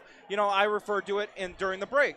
One has championship experience inside the game, knowing how to win it, knowing how to finish, where one team is still trying to get there, trying to get on top, trying to claim that title. And right now, you saw it in that first quarter. Central Cass didn't get the run they wanted. They allowed the Kindred to get going and have momentum on their side. But when that second quarter came and they had a chance to talk it out, you seen the defense pick up, you seen the intensity pick up, and also they were making more shots and they got the fans involved. And to go along with that, Kindred only having 3 points with the #1 ranked offense. Yes, I know it's 1 and 2, both sides, but still, I always have referred to it, and it's been stated true for time and time again. Defense wins championships, and right now the #1 defense is really prevailing here tonight. Kindred 3 years ago, before last year's championship game, knocked out Central Cass in the regional tournament, and now these two teams meet once again here now on this Thursday evening at Ed Weary Arena. Kindred trail Central Cass 26-17 in a rematch from earlier this season and last year's championship game. Both of those victors and victories belong to the Squirrels, on top by 9 so far. We'll take a break and come back with some individual stats and breakdown of the first half and then some when we come back. 26-17 on your Patriot Field scoreboard in favor of Central Cass after this. Did you know that we serve nearly 1,500 square miles across North Dakota and Minnesota? Or that we've been around for over 60 years? How about that we've got 3,000 miles of fiber optics powering one of the best networks in the region? The best part? We're a cooperative. That means we're continually reinvesting in our communities to make them better than ever. We are Red River Communications. We've been recognized as a leader for helping our communities be great places to live and work. To find out how we're helping connect our communities, visit redrivercom.com/connecting. Powerful and playful, delicate and precise, bold and carefree. It's the way you move, and it moves us. To deliver care for your whole family, to provide options beyond the expected, to help you leave pain in the past and find your way forward. Orthopedics and sports medicine at Sanford Health. Health lives here. Welcome back to our halftime report on YourLoveEvent.com here at the Ed Weary Arena. It's a Region 1 Girls Basketball Championship in Wapaton, North Dakota. Derek Zimmerman Geyer, Jacob Tinson, Joseph Stetz on hand with you on this Thursday evening. Thanks for joining us on this journey. Now let's look who's put points up on the board during this trip. Starting off with the number 2 seed, the Kindred Vikings. For the Vikings, sitting at 19-3 and 12-1 in the region. Number 5, Abigail Dutcher has 6 points and 2 rebounds, 2 for 2 from the line. Casey Berner has 1 rebound, 1 for 2 from the line, and 4 points. Has a tray in there. Tina Fryer has 2 rebounds, 1 for 1 from the line, and has 4 points also with a trifecta. Taryn Johnson, picking up all the rebounds right now, has 6 to my count and 2 points, 2 for 2 from the line. And no other Vikings have scored for Kindred. Jordan Sundram has entered the game, obviously as a starter, but has 2 fouls. And off of the bench, Charlie McClellan has a foul. Also in the game for a little bit, Cadence Straley also in. Kindred with 13 total turnovers, 11 team rebounds, and shooting 6 for 7 from the line. As for Central Cass, they're not outright rebounding Kindred, but they outscored the Vikings 17-3 in the second quarter. Let's see who scored for the Squirrels. Sitting at 21-1 overall and 13-0 in the region. Number 3, Victoria Richter with 2 rebounds and 2 points to the match. Kaylee McKinnon, no rebounds, 2 points, a lone bucket. DeConte Smith has a game high 8 points, 2 for 3 from the line, and 3 rebounds. Riley Holzer has 1 rebound, 2 for 2 from the line, and 5 points. Also has a 3-ball from beyond the arc. Jalen Cotton, no rebounds, no points. Jalen had 14 points in Game 2 in the semifinal round against Wyoming Lidgerwood this past Tuesday night. So far, nothing on the stat sheet. Off the bench, Claire Cotton, however, has 2 rebounds, 1 for 2 from the line, and 4 points. Delaney Cotton has 2 points as well, and Morgan Lee with a board and a lone 3-ball. 1 minute left and ticking here on our halftime report on YourLoveEvent.com. Once again, a rematch from last season's Region 1 championship game and a rematch from earlier this season in 2021, a January 11th ball game at Kindred, with the Squirrels defeating the Vikings 59-58 and looking a lot more on top early on in the first half. However, though, I feel like I have a good feeling this top scoring offense in Region 1 the Vikings possess with 69 points per game is going to erupt sooner or later. I wouldn't be surprised if they get off to a quick run here to start the game. That halftime break is probably going to allow them to settle their nerves a little bit. Abby Dutcher, Casey Berner, and Taryn Johnson, they all need to get going for the Vikings. Just playing well below their season averages right now. But I like you said, I expect this number 1 offense to get going and get going early here in the second half.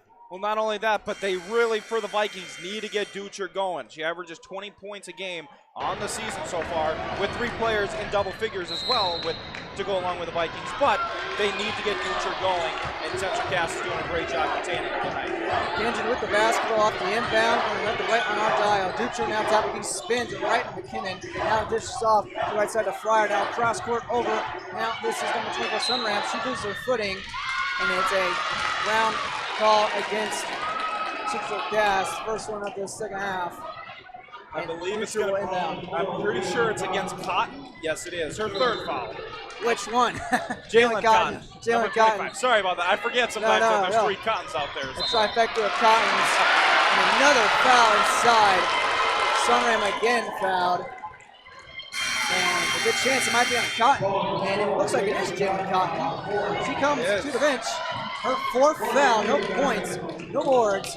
And in her place, I believe, up into the inbound off a shot by Sunram. Nice defense by Morgan Lee, who checked in. And Morgan Lee, third time Sunram has been fouled. And this time, she punches the ticket to the foul line. Kindred hasn't scored yet in this quarter, but it seems like they just brought all the momentum right back to them. 3 fouls on that first trip. We're not even 30 seconds into the second half. 3 fouls. Jalen Cotton's 4th foul, a big, big one. I know she doesn't have any points yet in the ball game, but she is a big factor, someone that matches up well with Taryn Johnson inside. And that's the biggest part about it right now. With Jalen Cotton having to take a seat, sitting on 4 fouls, now that you can press the ball inside a little bit more, you can get more pressure to the post because the presence ain't there this time. Sunram goes 1 for 2 off the hands of Central Cass. Kindred gets another shot. Her first point in a long time since that 3 ball by Fryer earlier in the second quarter. Now it's 26-18. 7:33, barely into the second half. Off the hands of Fryer and hooked away by Richter. Just like that. No, back to Dusher now. She finds a tit for tat rebound. It drives on left block, puts up the glass. Won't find out the bank. Pulled down by Johnson. And Johnson evades the swat by Conte Smith for the buckets. And early, Jalen Cotton's out. And they got a couple offensive rebounds. And there's Johnson scoring right away. So that's going to be a big thing going forward here. Richter now at the dish from Smith. She backs out now. Lee top of the key. Lee puts a move on, goes left side, now holds her. Dish around the arc, now left corner. It's McKinnon. McKinnon poked by Dusher, now driving inside, now top of the key. Dishes it. This is Morgan Lee. Right corner now to Richter. Back and forth. These 2 girls don't go. Now left corner to Holzer. Takes a cross-court pass. 7 seconds to go out. McKinnon pushing inside. And here's right side for Lee. Puts up a 3. And off rim glass. Pulled down by McKinnon, however. McKinnon with the rebound. And what do we have here? They're gonna check and see if it hit the rim, or they're gonna call a shot clock violation. They do. Shot clock violation was called. It looked like it hit right in the little window, right in the little pocket between the rim and the glass, and it didn't hit any of the rim. See a that close call and very Hawkeye awareness by the referees. And great job by 2 of them getting together before one made a call just to see if they both saw what they saw. Great call by the officials there. Got to be eyes on here in this Region 1 championship bout. This championship collision now with Berner now left side. She goes to Sunram left corner. Now back to Casey Berner. Pull up pass inside over the head. Now to Dusher. She puts it up. Dukes can't find it. Pulled down by Johnson. Johnson in a jump ball situation. And it is Central Cass basketball. It is getting chippy here now. Both teams want this win so bad. We're going to see. I hope we don't have any injuries, but it's kind of seeming like it might go that way because both teams are playing very chippy right now. Well, Victoria Richter, who has the ball now, goes to Smith. She crashed right into the scores table in the second half. She was fine, however. Now this is Richter in the left wing. She backs out, goes now wide open as Morgan Lee, right wing 3 off the front of the rim and pulled down by Taryn Johnson, her 7th board. Now quickly running it up in the hands for Berner for 2. And there's that quick run. Keeping that going. Just a 5-0 run. They're back into it and they have all the momentum right now. Jay Bachman sign out 26-22. Central Cass on top for how long on your Patriot Field scoreboard? 5:58 left to play in the third. Winter is a planning season for farmers, a time when your mind is on your fields. But the shorter days doesn't mean there's less work to be done. At Sis van der Haaf, we know that lower temps won't cool your passion for production. We're continually striving to develop sugar beet varieties that thrive despite the pressures from disease and the challenges of nature. Because sharing the pride of success starts with sharing the passion to achieve it. Sis van der Haaf, a passion that grows. The electricity at Ed Weary Arena, oh my goodness. It's 26-22. Central Cass on top of Kindred with 5:58 left to play, and they're taking to the scoreboard. But a run here by the Vikings, a 4-0 run to kick off the second half, and a timeout by Coach Jay Bachman. Coach Bachman said in our pregame coaches' comments, whoever gets the 71st might win. This game will probably get the 60s. Coach, I hate to disagree with you, but I believe it will not at the rate this game is being played. Two of the top two defenses in Region 1 just snarling at the bits right now here in the third quarter. Honestly, we might be lucky if we get to the 40s. Maybe whoever gets the 51st will win this one. Kindred hasn't allowed a team to go over 42 points since January 23rd. Now here is Richter getting the pass from DeConte in the right block, puts it in for two. Richter silences the run. She has 4 points, and it's 28-22 Central Cass with 5:43. Third quarter. Berner now top. Going to Fry. No, goes all the way inside to Dukeshire, and she finds on the baseline. Nice snag. Now top to keep back out to Berner. Left wing now. Now rises to the top. Now back inside left side. Feeds in and right into the midst of Lee and Richter. Richter now pass over to her teammate. This is Kayla McKinnon. McKinnon now holds her left wing. Put the jab on. Now out to Richter, top of the key. Richter now rises to the right. Now drives inside right side, and she is absolutely clobbered by Dukeshire. A block for Abigail Dukeshire. And it's still Central Cass basketball. Body Both hit the hands floor. over the top. My goodness. The body hit the floor, but it was clean up top, and there wasn't a lot down low. I think just even Richter was kind of surprised that that block was coming from Abby Dutcher. Now here is Lee in the right corner, puts a move on. Loose basketball is poked away. No, off her mitts, off her palm. Turnover, Central Cass. Their third of the third quarter. Good move to get around Johnson, but just unfortunately dribbled it off her foot and went out of bounds. Now here is coming across the Wildcat logo. That was Fryer. Hands it off to Dutcher. Now back to Fryer right wing. Gets it from Sunrain. Fryer now goes top of key to Berner. Now left wing, left corner-ish. Is Sunrain wide open. She's not going to pull up. Off the hands of Dutcher, top of the key. Dutcher now puts a move on. Get that screen from Johnson. Drives outside. Puts up the runner. And off the rim and glass. Pulled down. Off by two. The foul call inside. Dutcher got her own. And she heads to the line. I thought she was going to get that one to go, and the Kindred fans would have let the Central Cass fans hear that one. But nonetheless, we'll go to line for two. Dutcher hasn't scored since the first quarter. She has 6 points. And then, talking about it again more, the loss of Cotton inside Jalen Cotton. I got to make sure to get that one right all the time. But the loss of her inside presence has allowed Johnson and, has allowed them to get offensive rebounds and get themselves second chance points. That time, Johnson poked it, and Dutcher was right there, ready to get the opportunity to go to the line. Foul by Richter is her first. Dutcher goes 2 for 2. 4 for 4 so far. She has 8 points and brings it within a 4-point game. 28-24. Fourth team foul by Central Cass. DeConte Smith down left side. Now drives inside. Spin move. Loose basketball. Picked up. No, back to Smith. And now at the holder. Left corner. Now top of the key to Lee.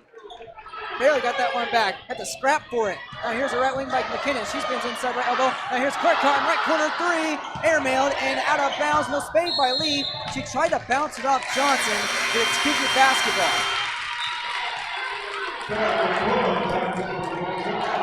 Fans are just in this one big time. I mean, anytime somebody airballs in a high school game, you're gonna, well, in any game really, the fans on the opposite team are gonna let you hear it for a while. We have a what? We have an offensive foul by Kindred. An illegal screen or called by the referees. Kindred turns it over as soon as they got it back. They're third of the third quarter. Morgan Lee to inbound. It actually was not an illegal screen. It was away from the ball. It was on the opposite side of the court, and it was a push-out foul that time called on number 10, Casey Berner. Second. Was the foul. Sorry about that. Smith now in the right paint, right block. Guarded close and the kick out top of the key. Lead for three. Bang! Anticipation for Morgan Lee, her second tray. She has 6 points and a 31-24 lead. 3:40 third quarter. Dukeshire now, right elbow, hands up to Johnson right side. Now she drives in baseline, spins around against Smith. Threads the needle, what a move for two! Evan Johnson! Yes, ma'am! Now Dukeshire being harassed. And back to Dutcher. Oh. She finds a turnover and the bucket. My, oh my, what footwork from the two big men. the big girls for Kindred. Great footwork, great moves. Euro and the up and under. Back-to-back plays. And another turnover perhaps. No, still super cast. Poked away by Ducher. I couldn't get away from it. You know, for 1 second, Johnson looked like a Team Elijah with the dream shake up and under right there. And then on the other end, not even 5 seconds before I could think about it, you know, Ducher comes out with the Hartman, the Euro step. Now here is McKinnon, feet inside, hopping up for it is Smith. Now back up to lead top of the key. Now to Holzer left corner. Holzer, pump fake, now leads top of the key again. Over the head pass to Smith. That one's batted away by Tina Fryer. And she's called for a reach-in foul on DeConte Smith. Tina Fryer, I believe that's her second foul. Team's second. That settles the Kindred fans a little bit here. They were going crazy after those quick 4 points. Great moves by both Ducher and Johnson. They might come back here. Ref pointing and off the feet, still Supercast basketball. Nice scrappy defense, trying to stay in the hip pocket of the Squirrels. Ducher and company are. Feet inside now, outside now, lead at top of the key to McKinnon. McKinnon with the basketball. She's guarded by Tina Fryer. That goes right wing to Holzer, now to lead. Dish around now, left elbow, Claire Cotton for two, 17 feet away. Off rim, hold it down. Three girls going after it. Now there's some chippiness. Oh boy. Smith and Ducher absolutely going out there for a hot second. And it's going to go in favor of Abigail Ducher. And that's what playoff intensity is all about. That's why we love playoff basketball. It brings out the best in two players, and right there you saw it. Sometimes you need to lock horns, sometimes you need to let some aggression out, but it's playoffs. Two top players for these two teams respectively. Now here's the top of Key McQueen, bounce pass inside, picked away by DeConte Smith. Now looking to go coast to coast. Guarded by Fryer, puts on the Euro, puts up two. Yes, she does. We've seen that before, DeConte. She's got 10 and a 33-28 lead. One-man wrecking crew there on that. Oh my goodness, Ducher! On the move from 15 feet away. And Ducher says, you know what? You can have your Euro step on the other side. I'm going to get an ankle breaker mid-range jump shot right there. Fair cut now to Holzer, left corner, left wing three is up. Puts it in! Nothing but net! And what? From Riley Holzer, answering right back and forth. Heavyweight slugs going back at it. It's 36-30, 132, third quarter. This is just nuts. Great plays going back and forth. Three-pointers being shot. People hitting the floor on moves. This is just crazy basketball being played right now. Johnson puts over Smith. Won't go. Pulled down by McKinnon. McKinnon now feeds over to Morgan Lee. Looking to evade traffic. Now across midcourt. Of 1:10 in the third. 36-30. Central Cass leads. Claire Cotton right corner. Feeds inside to Smith. Smith loses the basketball. And almost looked like a kick ball there by Chrissy Burns. She put her foot up. And now they call a foul against Central Cass. They did. That foul will be on Riley Holzer. Off the turnover. Off of DeConte Smith's hands. And they call a foul, like you said, Jacob, on Holzer, her second, team fifth. I believe we have substitution. Two for the Squirrels. McKinnon and Smith come off the court in their place. Delaney Cotton and Victoria Richter. Now here is Berner, now McQueen. Now here is Fryer, left corner, puts on the move. Runner inside, no. Found in Johnson's hand, and she finds the bucket from the baseline.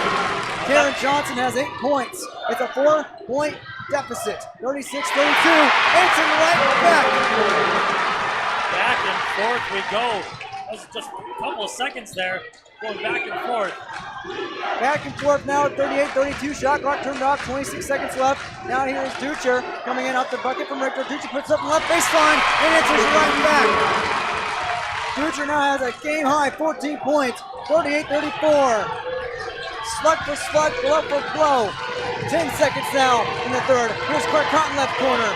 She goes low inside, off the rim, and now it's pulled it down. And a foul called against Central Cass in favor of Kindred. That shot by Claire Cotton. Claire Cotton is going to pick up the foul on that one.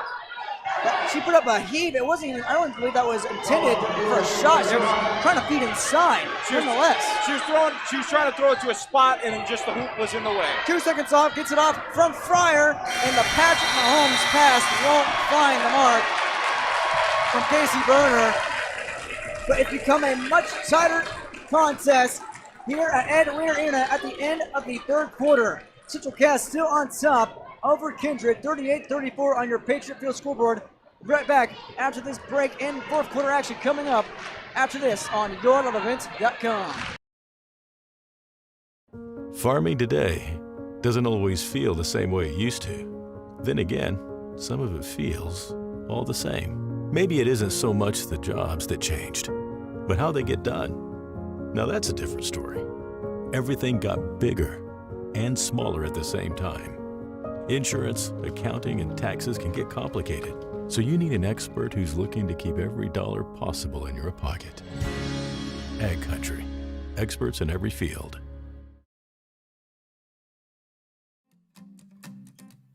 Broadcasting class, we like to help the students get comfortable interviewing people, discussing issues with people, and we also like to make them comfortable with the technical aspects of it. Nice to have Polar's funding to help us do this, but then also, having that foundation of Polar, so giving us that outlet to actually broadcast it. They really want to watch that cable channel, and then the kids that see the cable channel, their friends and classmates, they comment on it, and I don't know, it makes them feel really good about themselves.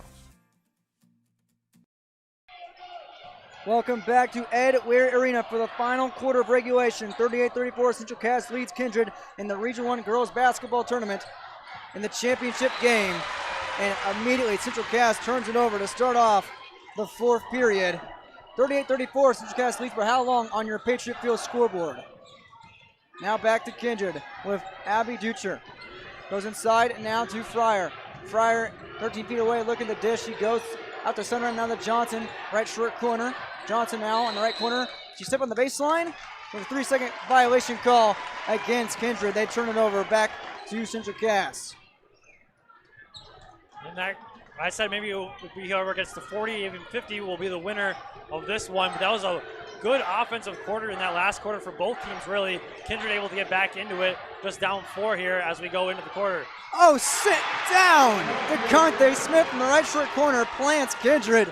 Oh my goodness, what a move. 12 points, and it's 40-34. 7-11 left in regulation. Ducher's shot won't go. Pulled down by DeConte Smith. What are they going to call? They're going to call a jump ball. They are. Looks like DeConte Smith had clear possession of that basketball. She corralled it with both arms. Coach Brandt asking for possession, and she gets possession. With Ducher now. Here in a red-hot Ed Weir Arena, and a timeout by Ducher. Down by 6, 40-34, 7:07 left in the fourth quarter. Central Cass leads Kindred on your Patriot Field scoreboard. Farming today doesn't always feel the same way it used to. Then again, some of it feels all the same. Maybe it isn't so much the jobs that changed, but how they get done. Now that's a different story. Efficiencies are critical, which is why you need a lender who will find the right loan structure for a strong financial future. You need a lender to look out for your whole farm operation. Ag Country, experts in every field. Coming back from the timeout by Kindred and Abigail Ducher. Down by 6 points, 40-34. With 7:07 left to play in the fourth on your Patriot Field scoreboard. Kindred still in possession of the basketball with Ducher to inbound. She has 14 points. Down by 6 here at Ed Weir Arena in the Region 1 Girls Basketball Tournament. Now wide open left elbow as Sunram, and she puts it in. That mini is money for Jordan Sunram. She has 3 points, and it's a 4-point game back again. And a perfect drawn-up play out of the timeout. Way to get an easy 2-point look, and way to drain it there. DeConte Smith absolutely smothered, picked up by Richter, now top to Keith McKinnon. McKinnon now inside the paint. She puts up a floater and off the glass, and now pulled down by Ducher. And Richter like Mighty Mouse in there. She's 5'5", going against Ducher, who's 6'1", comes away with the rip in possession of the basketball. Well, what she doesn't lack in height is the heart. She has a heart of a champion right here, and she's fighting for everything she wants it, and you know she wants it just as bad as her team. Holds her now to Lee and McKinnon, and a loose ball sprawling for the basketball. All teams go, and they call it a walk as soon as Kindred found the basketball, and it goes back to Central Cass. not more of a walk, but more of a roll with the basketball. Yeah, a little roll. Like she thought she was on fire that time with the fire drill they teach you to stop, drop, and roll. That was one of those situations right there. This place is on fire right now at Edward Arena. It is electric at this venue. Now here's the right wing inside now to Conte Smith from McKinnon. Now on to Richter, handoff, won't go off the glass. And now here is Richter again battling for the basketball. Jump ball, and no, they call a foul. And they're going to call it on her that time. And you can hear the boos. You're not going to have me tell you. I thought that was a pretty clean jump ball. Richter got her hands in there just as much as the two Vikings that are there. So we're going to go down to a 1-and-1 opportunity. And the bonus. 7th team foul by Central Cass, second by Victoria Richter. And it sends Abigail Dutcher to the line. She's 4 for 4 from the line and has 14 points. And also on the season, for Dutcher, she's 63% from the free throw line. So 4 for 4 is a great performance, and she needs to have, to continue that streak here in this game.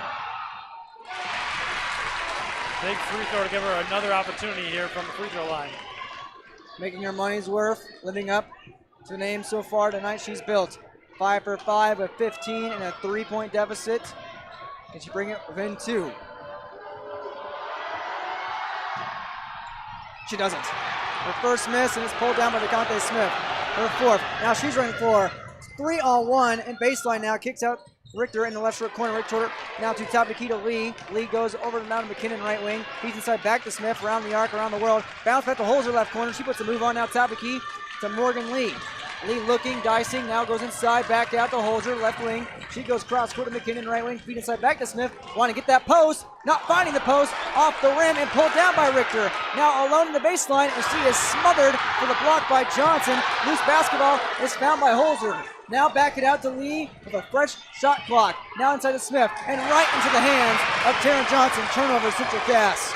And just like a defensive line, just put your hands up sometimes, it results in good results. Found a loose ball, and now Dutcher works inside and pulls her way in for 2 against McKinnon. She has 17 points, and it's a 1-point ball game. 40-39, 5:25, fourth quarter in the Region 1 championship. Morgan Lee now to hold her top of key. She glides now to DeConte Smith, left corner, puts the move on. She'll fire for 3, off the rim and off the back glass, and pulled down by Dutcher. And an over-the-back foul called against, I believe, Victoria Richter. And it's Kindred basketball. Dutcher now has 5 rebounds. 8th-team foul by the Squirrels. That foul actually on Kayla McKinnon, her second. And Jalen Cotton checking into the ball game for McKinnon here. Now remember, 4 fouls. Big, she needs to stay on the floor as much as she can for the Squirrels. She can't pick up 5 quick. In a red-hot game, Jalen Cotton hasn't been in a while. That one by Dutcher is off. DeConte Smith picks up the board. Windex handy. Now clears out. Now top of the key with 5:05 in regulation. Up by 1, the Squirrels are. Now here's Richter, left wing, to Holzer. Now top of the key, down to Jalen Cotton, freshly checked into the ball game. DeConte Smith, right wing, guarded by Taryn Johnson. Now goes over, off the hands, through the hands of Holzer. Finds McKinnon. McKinnon pulling her way. She is snuffed, but she's fouled. And it looks like that foul picked up by number 12, Tina Fryer, sending Kelly McKinnon to the line for the first time tonight. And a correction. McKinnon didn't check out. Morgan Lee did. Morgan Lee was one that checked out with Cotton's return back in the ball game. I just saw 2. Can't find one there. McKinnon misses her first attempt of the night. With 4:46 left to play, that foul on number 12, Tina Fryer, her third, team third of the second half. McKinnon, second one, 0 for 2 she goes. I think the nerves are coming out for both teams. Dutcher missing a free throw on one end, and then 2 missed free throws there from the Squirrels. And nerves playing a factor. Everybody wants to be the hero of the ball game, but nobody being able to step up right now. Fryer finds Johnson, now drives inside in the right side paint, now spinning around in a vacuum cleaner right now, spinning, now kicks out top of the key to Fryer, back to Johnson, back and forth, 7 seconds left in the shot clock, and out of bounds, but still Kindred basketball. Johnson was like a top and trying to find somebody, and she eventually finds it out of bounds. Still her basketball. Kayla McKinnon checks out. Does she look kind of limpy to you when she She was laboring to the bench. She was laboring, but who knows what that could be. 4 seconds to get up. Johnson gives it off to Fryer, puts up the glass, won't go. Pulled down by Fryer, looking for the putback, and goes off the glass again, pulled down by Richter. Aggressive defense there. As we know, fast break opportunity. A great pass from Cotton to Cotton. And a layup to bring it to a 3-point lead for the Squirrels. The Cotton connection improving well on that one. Dutcher can't silence it. Claire Cotton for 2. Rebounded by Taryn Johnson. Can't find the 3-point play, but she goes to the line anyway. And then again, another one of those situations, Jalen Cotton wasn't able to get down to the paint fast enough, and another offensive rebound for the Kindred Vikings to spark this free throw line trip. Now they need to make, it's a one-possession game. You'd like to have it cut down to 1 to keep it as minimal as you can. Taryn Johnson now 3 for 3 from the line tonight. She has 9. 2-point game, 42-40. That Claire Cotton bucket, her 8th point of the night. Johnson now her second attempt, rattles it home. 4 for 4, 10 points. It's a 1-point ball game. I think the Vikings on the offensive end should go to Taryn Johnson more often because that's who Jalen Cotton is guarding with the 4 fouls. We're going to want Taryn Johnson to be very aggressive, try and get Cotton to pick up her 5th foul because that's when the Vikings came back in the game is when she went out. Smith puts up a runner floater, gets her on rebound, pulled down by Johnson. That foul was on DeConte Smith earlier. And now here's a left wing 3, and that is blocked partially and picked up by Jalen Cotton. Fryer couldn't find it, got snuffed out like a candle in a cold winter storm. Now Richter goes to the right corner to Holzer, puts a jab with 3:13 to play in regulation. Jalen Cotton top of the key now, up by 1, 42-41. Richter now drives foul line to Claire Cotton, right wing. She goes right side baseline, backs out, looking to kick out. No, she can put up for 2, off rim, and they call it against Claire Cotton. She called a walk and a turnover for Central Cass. Their 4th of the 4th quarter. Trying to get some room on the shot, but just took one too many steps there. And called for the walk on that. A close ball game, as close as you can get between these two teams. Such a storied history. Dusher now goes to McQuillian left wing. She goes right now, puts in a move. Oh, inside. Oh, what a move! But she's stuffed from behind by Jilly Cotton and Richter, and it's a loose ball basketball off of Central Cass. Off of Kindred, and no, it's Kindred basketball with Victoria Richter checking out in her place. Back in it, looks to be Claire Cotton. Now inside, here is Fryer feeding inside the Johnson. Oh, she saved it, but right into the midst of Claire Cotton. Turnover for Kindred. Now feeding it now to Holzer. Up by 1, right wing. Goes to DeConte Smith. Now to Kaylee McKinnon, who just checked back in the game. Now Kaylee McKinnon now goes over. Claire Cotton, right corner, 3. Airmailed. Digging up mustard on that one. And Ducha with an aggressive rebound. Oh my gosh. Now she's pushing up court. Puts a move on. Oh, she dropped Claire Cotton. Here's her right wing 3. Put up by McQuillian, won't go. Loose ball out of bounds. Central call basketball. Central Cass on top with the call and up by 1. Timeout, Jay Bachman. He's going to take a full 1-minute timeout. Up by 1 point. 42-41 and 2:08 left to play in regulation on your Patriot Field scoreboard. Central Cass on top of Kindred. This is Chris from RDK Enterprises, your local planter experts. Tune up, add up. The math is simple. Every additional percentage of meter accuracy adds a bushel or 2 more per acre. While they should run at 98% or better, many do not. That's why no matter who made them, no matter their type, every meter should be calibrated every year. Keep your meters in top-notch shape. Call RDK at 701-636-2119 to schedule your meter maintenance today. 42-41 with 2:08 left to play in the 4th quarter. Central Cass on top of Kindred in the girls basketball Region 1 championship game at the Ed Weary Arena in Wahpeton, North Dakota. Derek Zimmerman, Geyer, Jacob Tins, and Joseph Stetz, thank you for joining us on this journey tonight. This ball game, it's going to come down to the wire. This matchup was inevitable. 2 teams who saw each other last season, and now we'll see who comes with the last laugh in the last 2:08 of the 4th. And if you're a Vikings fan right now for the Kindred Vikings, you know, that second quarter, how bad it was and how unable you were to score, to think that you're only 1 point down, that really says a lot about your Vikings. Holzer with the basketball. Her team is 2-1 in single possession games and 3-1 overall. The one lone loss to Thompson. Meanwhile, Kindred is 2-2 in single digit games and 1-2 in single possession. Now Holzer back to McKinnon, back to Holzer. Now left side, Morgan Lee tipped away by Fryer and Johnson. Turnover Central Cass for 5th of the 4th. Now they can take the lead. Kindred can for the first time since the second quarter. Fryer drives inside, puts up a 13-foot jumper off the rim and in. Kindred lead, Tina Fryer 6 points, and it's 43-42. Kindred up with 1:25 left to play. McKinnon now goes to Lee right wing. Lee drives inside against Fryer, in the paint, now to Holzer, left corner 3. Bang! Bang! Oh! Riley Holzer gets the lead right back. She's got 11.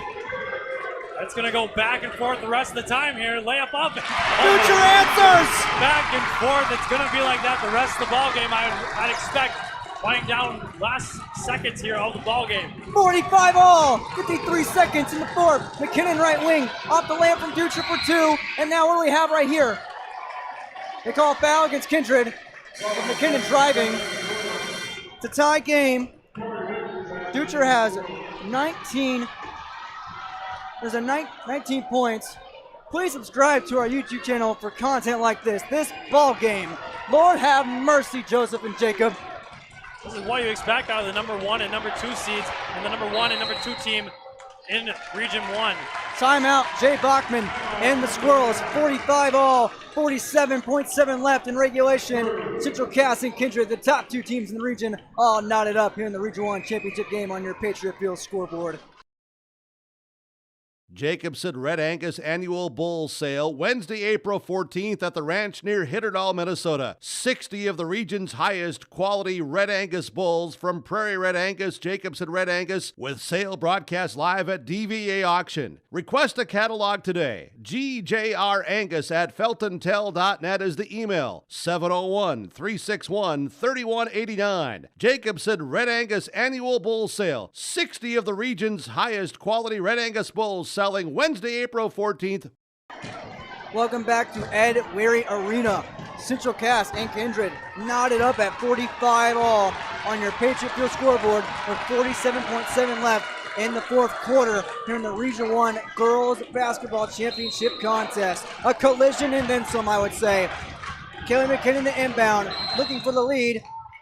We have a contact foul against Kindred right off the inbound. Coach Sam Brandt absolutely furious, red hot over the call, going all the way across the midcourt to let the ref get an earful of it. That foul on number 5, Abigail Dutra, her first, believe it or not, team 5th. Inbound now, finds Jalen Cotton near the right wing, now right corner. This is McKinnon, feeds inside to Smith, 2-on-1, Smith is denied. Is she fouled? Jump ball, Kindred basketball. I thought they were going to call a foul, and I would have been a little upset about that because that was a tremendous defense. Coming on the help side was Casey Burner to get the block and the jump ball out of it to get possession to Kindred. And if Kindred wants to play this, as they're going to take a timeout to discuss it, they can run the clock all the way down to 3 seconds and get a basket. They can run their offense through without you going over the shot clock. Gentlemen, we're going to stay right here after that Sam Brandt timeout for Kindred. It's 45 all on the Patriot Field scoreboard with 33.2 left to play in the 4th quarter. This ball game all knotted up between Kindred and Central Cass. Kindred hasn't led until this 4th quarter since the second when they're up 17-16 when Central Cass went on a 17-3 run in the second period. There have been 6 lead changes and 3 ties. 7 lead changes and 3 ties. It was a slow start and a 26-17 halftime lead for the Squirrels. Coach Jay Bachman predicted that this game would go into the 60s.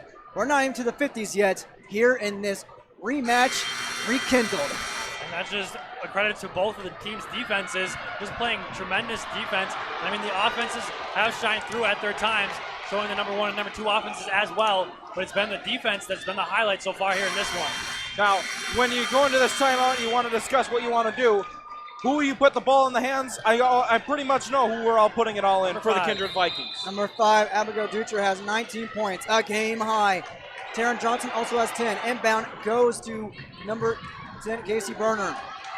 29 seconds. 2-second shot clock, game clock difference. Now here's McCoy in right corner, guarded by Smith. McCoy now puts on the move, goes inside right elbow. Hands off to Ducher, 3-on-1, absolutely triple team. Now double team goes over top of the key. McCoy puts on the move, now drives in. Now to Johnson, gut, now top of the key. No walk. Now here comes Fryer. If a runner won't go, Fryer gets the rebound. 8 seconds left. Now here's McCoy, right wing three. Off the rim. Now into Ducher's hands. Ducher puts it up at the end. And now Johnson fouled with 0.5 seconds left in regulation. Taryn Johnson, who is 4 for 4 from the line, can give her team the lead and quite possibly the victory here in the Region 1 Championship. Wow, just great. That foul's on Victoria Richter. Great offensive rebounding, 2 offensive rebounds on that very important trip. Big time free throw coming up here. Johnson, her first. She's 4 for 4. She missed. There's that pressure. But there's more pressure to this because 1 point could do it. 1 point, you can't advance the basketball with a timeout. This is basically a ball game right here, or we're going to overtime. Johnson again, now 4 for 5, has 10 points. With 0.5 left, all knotted up at 45. Off again, pulled down by Jalen Cotton. Called Buffalo Wild Wings, gentlemen. They're going to overtime. That's the only way you would think this game would go. Two good teams are both very evenly matched, so overtime it is. Overtime it is. JT and Joseph Stets will take a break. We'll come back for extra basketball. 45-45, Kindred and Central Cass on your Patriot Field scoreboard. Coming back on yourloveevent.com. Right away when I first stepped onto the NDSCS campus, no matter your age, background, anything, everyone there is supportive of you. You have support from the day you start. My name is Nicole and I'm here for my future. Right after school, I'm right into the workforce. I don't have to go looking for a job, and that's kind of what made me take a step forward into being a diesel tech at NDSCS. No looking back. My name is Eli, and I'm here for my future.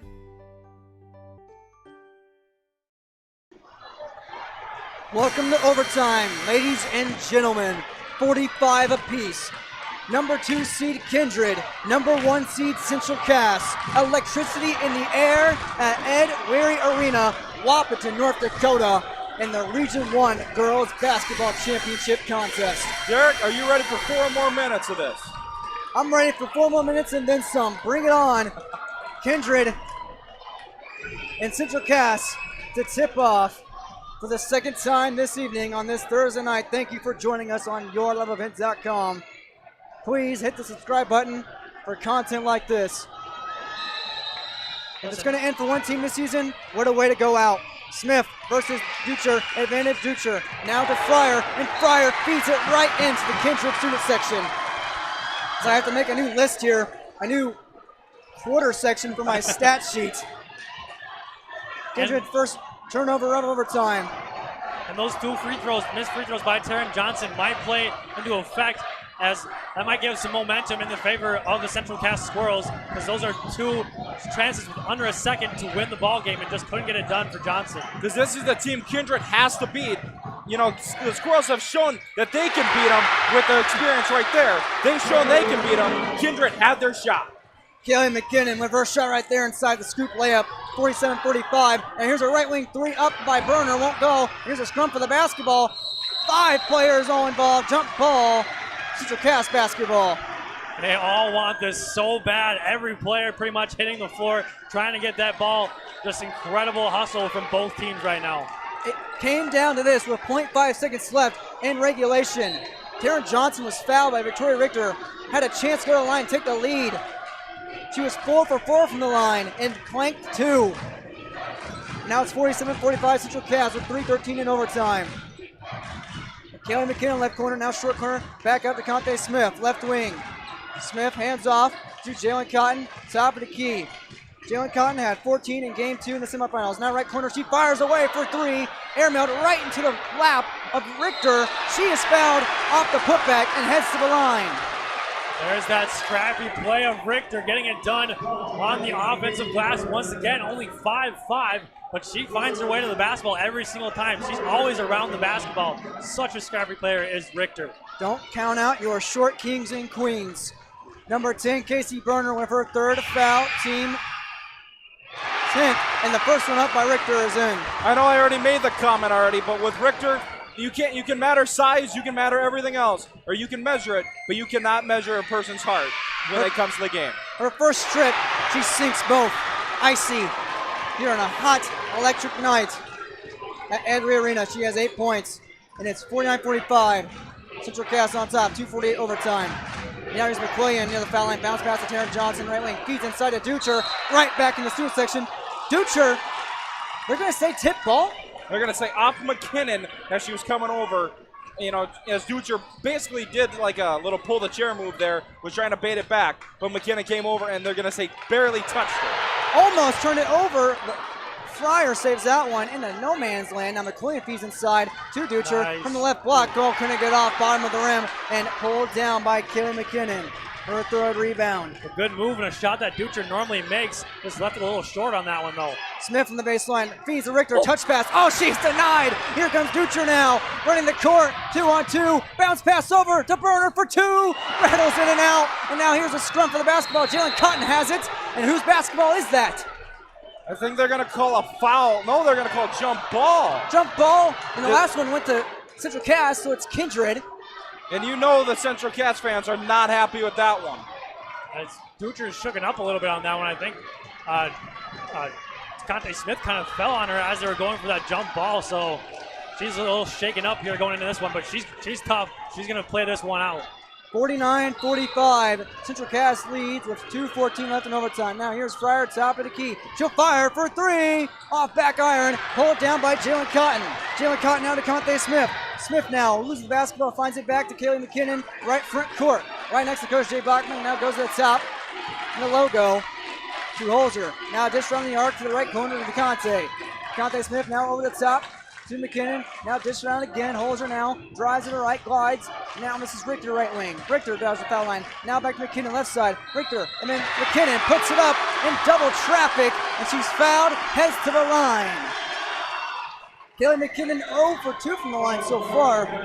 Has 4 points and 3 rebounds. That foul on number 5, Abigail Ducher with her second and team 7th. And right now, you know, Central Cass is bringing all energy, and it's showing on the scoreboard. And right now, the Vikings are going to take a timeout because right now it looks like them second quarter selves and not what they were looking in that fourth quarter. McKinnon sinks the first one. It gives them a 50-45 lead with 1:45 left to play in overtime on your Patriot Field scoreboard timeout. Did you know that we serve nearly 1,500 square miles across North Dakota and Minnesota? Or that we've been around for over 60 years? How about that we've got 3,000 miles of fiber optics powering one of the best networks in the region? The best part? We're a cooperative. That means we're continually reinvesting in our communities to make them better than ever. We are Red River Communications. We've been recognized as a leader for helping our communities be great places to live and work. To find out how we're helping connect our communities, visit redrivercom.com/connecting. Welcome back to the Region 1 Championship game. Girls basketball of Class B in North Dakota. 50-45. Central Cass leads Kindred with 1:45 left in overtime on your Patriot Field scoreboard. Kaylee McKinnon will head back to the line. She sent the first one to push it to a 5-point lead for her Squirrels. Kindred has to be kicking themselves right now after Taryn Johnson, at the end of regulation with 0.5 left on the clock, went 0 for 2 after going 4 for 4 earlier in the night, not giving her team the lead. Oh, yeah, Jacob, you said it completely, and I'll let you reiterate here in a second. But, yes, all momentum has been shifted over to the Squirrels. Yeah, went all the way to Central Cass. Those free throws are just absolutely depleting to the Kindred Vikings, and it's shown for the Central Cass Squirrels. All 6 points have belonged to the Central Cass Squirrels here in overtime, and no points yet scored for the Vikings. McQuillian fouled going inside from the left block. She heads to the line. Charlie McQuillian, sophomore forward, 5'6". She has no boards, no points. Her first trip to the line. This is number 12, Kaylee McKinnon's third foul, team 11th. McQuillian puts it up, puts it in. clutch there by the sophomore. Cut back into this deficit. And it's not only clutch in that way, but now you've seen for the Vikings, you can score in overtime. Now you can try and start building something on your side. Their first score of overtime and their second. McClellan goes 2 for 2. She's got 2. 51, 47, 130. Turnover back to McClellan. Puts it up, floater, teardrop. Won't go. Here is Johnson. And a call in favor of Central Cass. Back to the Squirrels. They turn it over, however, for the first time in overtime. That floater would have dropped. That would have brought them all the way back into it. Momentum would have shifted once again, but now it stays with Central Cass after that foul as Jalen Cotton go to line for a 1-and-1 opportunity, actually.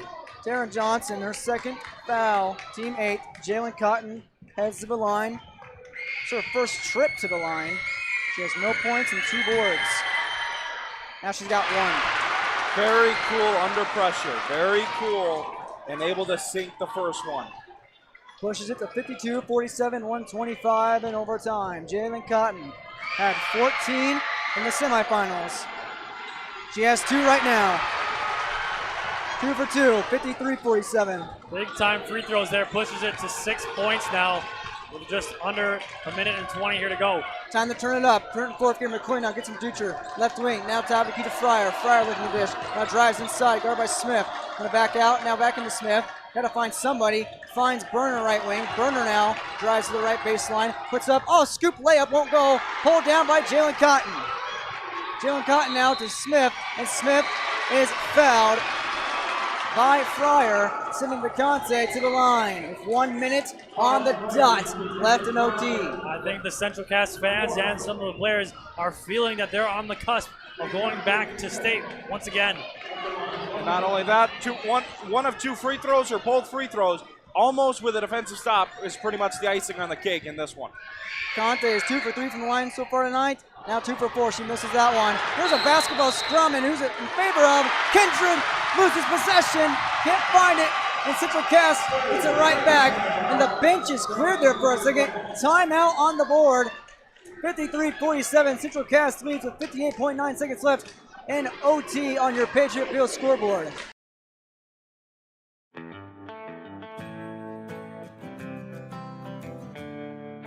For all your flooring needs, look no further than Carlson Customs Incorporated. From tile, Cortex and laminate flooring, waterproof floors, shower tiles, and carpet, you are sure to find what you need to update or create the perfect feel in your home or business. Locally owned and operated, Carlson Customs Inc. Call Todd at 218-531-0176.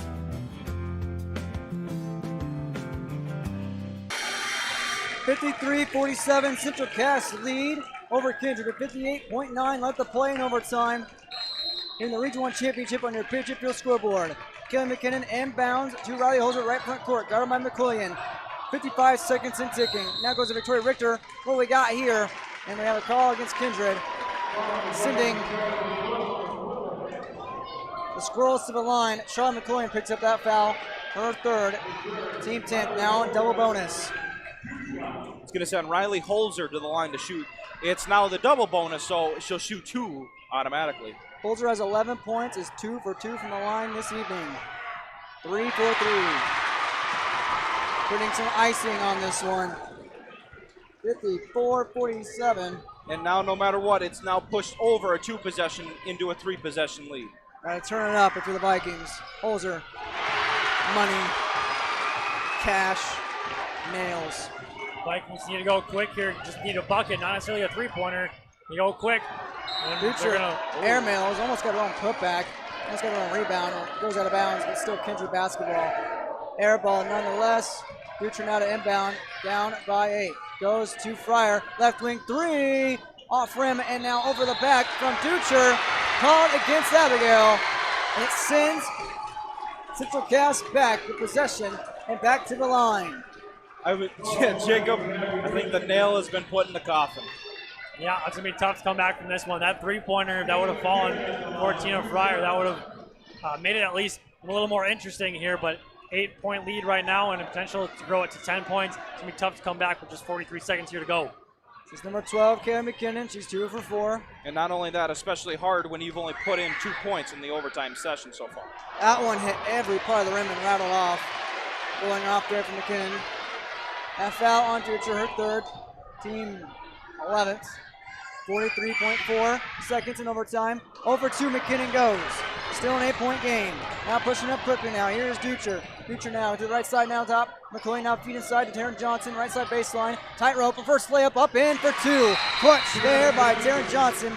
She has 12 points. Timeout, Coach Sam Brandt. It's 55-49 on the Patriot Field scoreboard with 31.8 seconds left to play in overtime. See your future come together at Lake Region State College.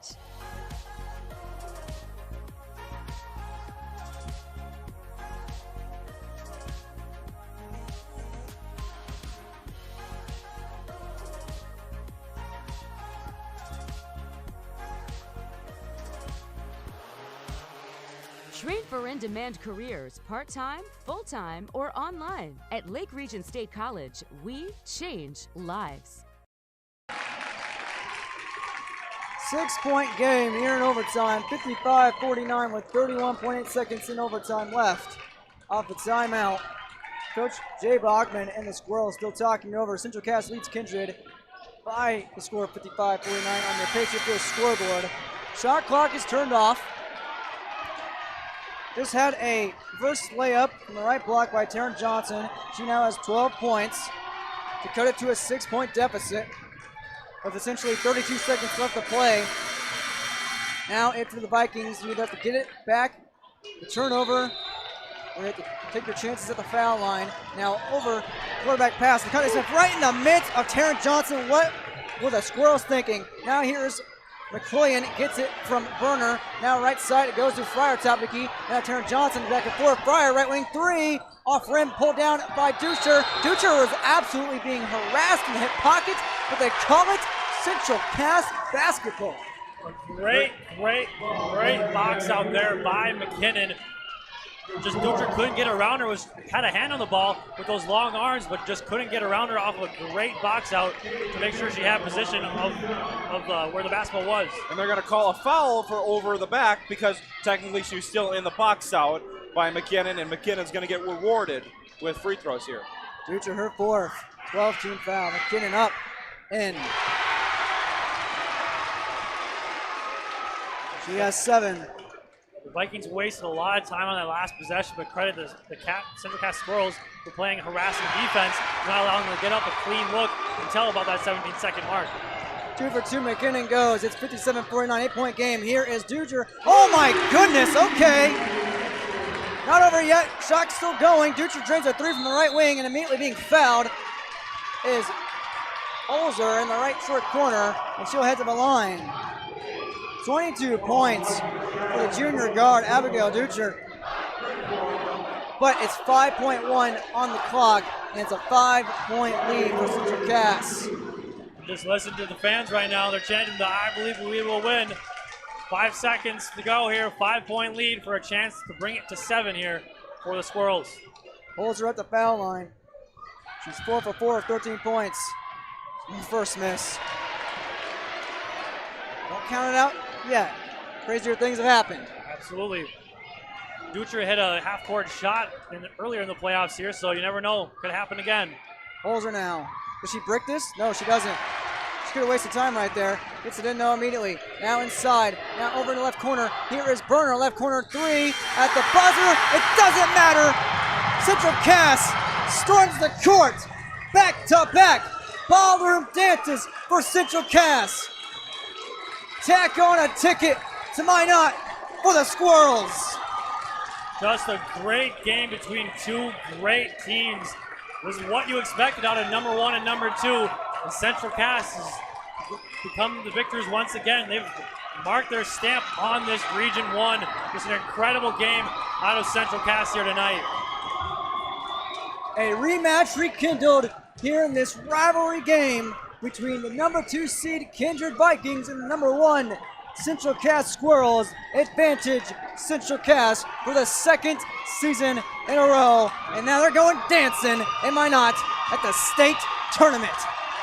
Your final score, Central Cass 58, Kindred 52 on your Patriot Field scoreboard. We'll take a break and come back with our Region 1 all-region team and post-game interviews. Don't go anywhere. This has been the Region 1 Girls Basketball Championship on yourliveevent.com.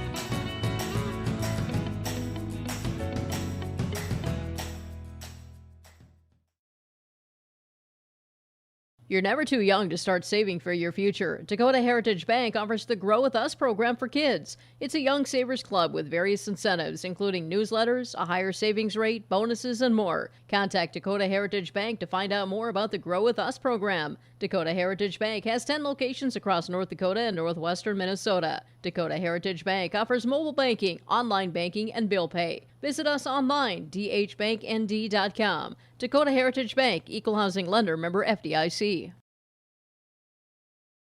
Since Nodak Insurance Company started, we've gone from paying by mail to paying online. Your proof of insurance is found in an app. And as farming technologies advance, our coverage protects. The way we live and work has changed, but our service and commitment remains. We're evolving to meet your insurance needs with answers where and when you need them most. Nodak Insurance Company. Your Nodak Insurance rep in Lisbon is Lee Falk. Here is the 2021 Region 1 Girls Basketball All-Region team. From Northern Cass, Holly Crockett, Emma Lucas, from Kindred, Abby Dukeshire, Tina Fryer, Taryn Johnson,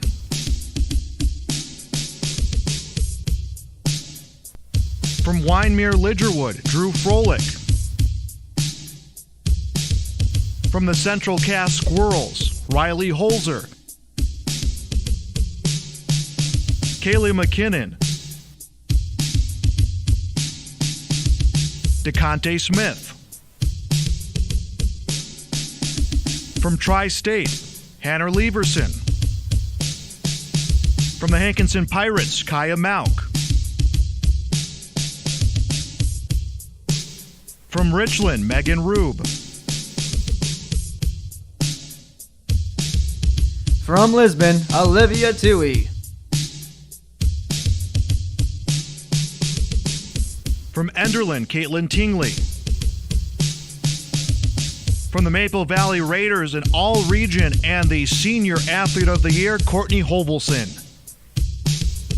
The 2021 Region 1 Coach of the Year is Jay Bachman.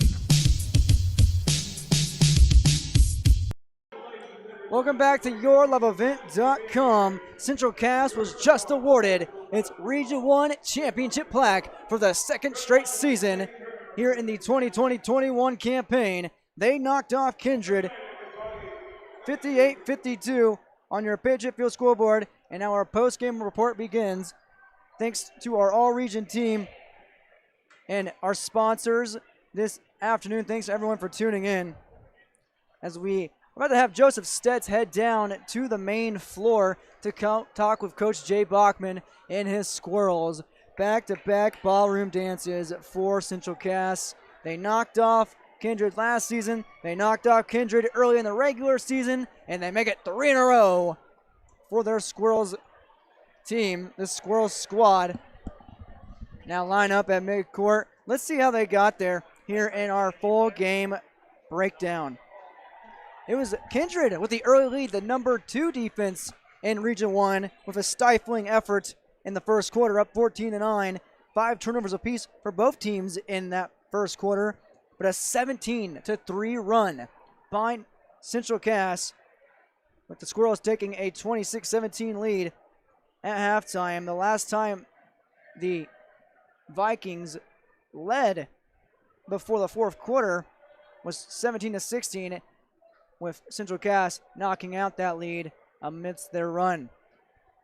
At the end of 3 quarters, we had a 38-34 ball game. Getting closer and closer, Kindred showing its true self. And at the end of the fourth, we weren't done quite yet. Jacob Tinson with a 45-all tie between these number 1 and number 2 teams, respectively, Central Cass and Kindred. We head into overtime. And heading into overtime, tough for the Vikings. They had 0.5 seconds on the clock with Taryn Johnson at the line, who had been 4 for 4 so far this Thursday evening, and she misses 2 in a row and forces OT. And you have to feel bad for her. Like, I mean, it's such a tough situation to be in. You know that the game is on the line. If you make even just one free throw, your team is likely going to make its way to state. So she probably was thinking about that a little bit too much. You just have to feel bad for her, along with the Vikings, knowing that they had a big and essentially a free shot at the state champion, or at Dakota State anyways. But also you have to credit Central Cass. They played their hearts out in that overtime, really just that whole game. Just a tremendous performance from them. Defense was a big factor from both teams, and I think really the key factor of that was that second quarter for Central Cass, outscoring them 17-3. If you take away that quarter, Kindred really dominated the game. Other than that one quarter, though, from Central Cass was the big story, and that's pretty much the key to their victory here. It was a game of turnovers, it seemed like, especially in that first half for Kindred. They had 13 first-half turnovers. We'll get to our final team stats later on in our post-game report. That's what really snuffed out any of the offense, of the number 1 offense in Region 1 for the Kindred Vikings, as we have Joseph Stetz down on the floor with Squirrels head coach Jay Bachman. His team just won back-to-back titles. We look at Joe right now. We give him a minute to recoup himself. It's like Coach Jay Bachman holding his kid right now. We get the camera centered on him. I believe here in a moment, we'll have Joseph ready to talk to Coach Bachman. Once again, your final score at the end of overtime in the Region 1 championship game: Central Cass 58 and Kindred 52. Student section for Central Cass storm the court. Let's storm the airwaves now with some Joseph Stetz and Jay Bachman. If we can get Joseph up here, obviously. He's just talking away. He's too busy. I'm too short to be seen, and you don't have an excuse for you at 6'4", Jacob. We see Joseph. We'll give him the signal here in 3, 2, 1. Joseph, take us away with Joseph. Thank you, Derek. And down on the court with Jake Bachman, the coach of the winning Central Cass Squirrels. And coach, first reactions on a repeat here tonight against a very good Kindred Vikings team. You know, they're awesome. They're a great team. They're phenomenal. I mean, it's hard to put into words how you feel. It's hard to put into words how, great they played and how great we played. I mean, it's what you wished for. You hoped it was a game. I mean, I lost a few years off of my life, but it was awesome. I see you brought along a number 1 fan as well to the Squirrels with, and what is his name? This is Paxton. This is my son, Paxton. It was his birthday last week. Paxton's 4. Well, what a birthday wish it was to give your Squirrels, as well as your dad, a great win here to move on to state. Now we turn back over to the game itself. It came down in that second quarter. You guys made a great run, had a 17-3 run, really blew open the doors. But then that fourth quarter and the whole second half, the Vikings kept picking it back. And how the ending almost came to be, with 0.5 seconds on the clock, sending the Vikings to the line. What was your reaction, and what was the team's thoughts during that? I think at the moment you think, oh no, it might be over. It might be over. I'm thinking if they make it, I gotta call timeout really fast. Give us 0.5 seconds. Give us a chance to throw something up. But then we got the chance and we took advantage. You could feel in the overtime, you could feel the momentum in our favor, and just we kind of took it from the tip. Talk about the overtime, especially 2 missed free throws are huge, and you saw it immediately what had happened in that overtime where the Vikings just could not seemingly get a basket. You guys took full advantage, and hence the win. Congratulations, Coach, and good luck in Minot. Thank you very much. Thank you. Thank you, Joseph Stetz, with Coach Jay Bachman. Joe will look to go and find players to talk to down on the floor right now. Central Cass celebrating its second Region 1 championship in a row. Jacob Tinson In overtime, we went up, tied at 45 apiece, just outscoring Kindred 13-4. We heard from Coach Jay Bachman, but that's where that number one defense shows up. They almost gave the game away to Taryn Johnson off a foul by Victoria Richter that sent the junior center, who was 4 for 4 from the line this evening, and she misses 2. A tough pill to swallow for Kindred. Yes, but credit Central Cass. They stuck with it even though there was half a second left in the ball game. 2 missed free throws. They got the rebound. That wasted the clock down to bringing them to overtime, and then just played their hearts out in that overtime. Like you said, outscoring them 13-4 in that overtime session. Just incredible. I know it was obviously depleting for the Vikings, and that played a big factor as to why Central Cass came out so strong in that overtime. But just from the tip, playing off of those emotions, Central Cass got it done. It's like finding reverse Where's Waldo right now of Joseph Stets. It's all red and white on the floor here at Ed Weary Arena. Joseph Stets, where are you, my guy? You're all right. Oh, I believe I see him right there. He's with DeConte Smith. We'll go to him here in a second. DeConte Smith had, looks like 6 rebounds and 12 points, and now we're going to take it away with Joseph Stets talking to the outstanding sophomore of Central Cass. First question I have to ask, what was the mindset coming into tonight's game, knowing you got one, you're looking to get a second or a repeat opportunity or a repeat win over the Vikings? We knew that they were not going to just give it to us, and we had to keep working hard each and every possession. And we knew that just because we won it last year does not mean they're just going to give it up again. In that first quarter, they got out to a lead. They were building. They're young. They're hungry. They wanted to get a win over you guys. That second quarter changed it a little bit, going on a 17-3 run. What was different from first quarter to second quarter? We were nervous, and we just had to let the jitters out. And then second quarter, we just came out, and we stayed cool, kept our composure, and just played basketball. In that fourth quarter, the Vikings made a run of their own. Ducher had a great effort, and not only her effort tonight, but between the two of you guys had a little back and forth. What can you go into detail a little bit about that, or was it just two players wanting it in tonight's game? She's a great player, and I knew that if I just kept my composure and kept playing my way, I knew I was going to get a bucket sooner or later. Take us through. I know it was a little nervy at that last 5/10 of a second. They sent Johnson to the line to shoot the 2 free throws. What was going through your mind as well as your teammates? Just kept cool, keep calm. Anything could have happened, She made those. We just had to keep cool and keep our composure and just let it happen. How about an overtime? Of course, knowing that it's depleting, it brought all the momentum back to your side. Tell us a little bit how that overtime period went for you guys and how you were able to come out victorious here. We knew it was a new quarter, and we just had to push back and keep pushing each and every possession and never let up. Never let up any play and just keep playing. DeConte, thanks for your time, and congratulations, and now you can go celebrate a little bit more. Thank you. DeConte Smith, Derek. Thank you, Joseph Stets.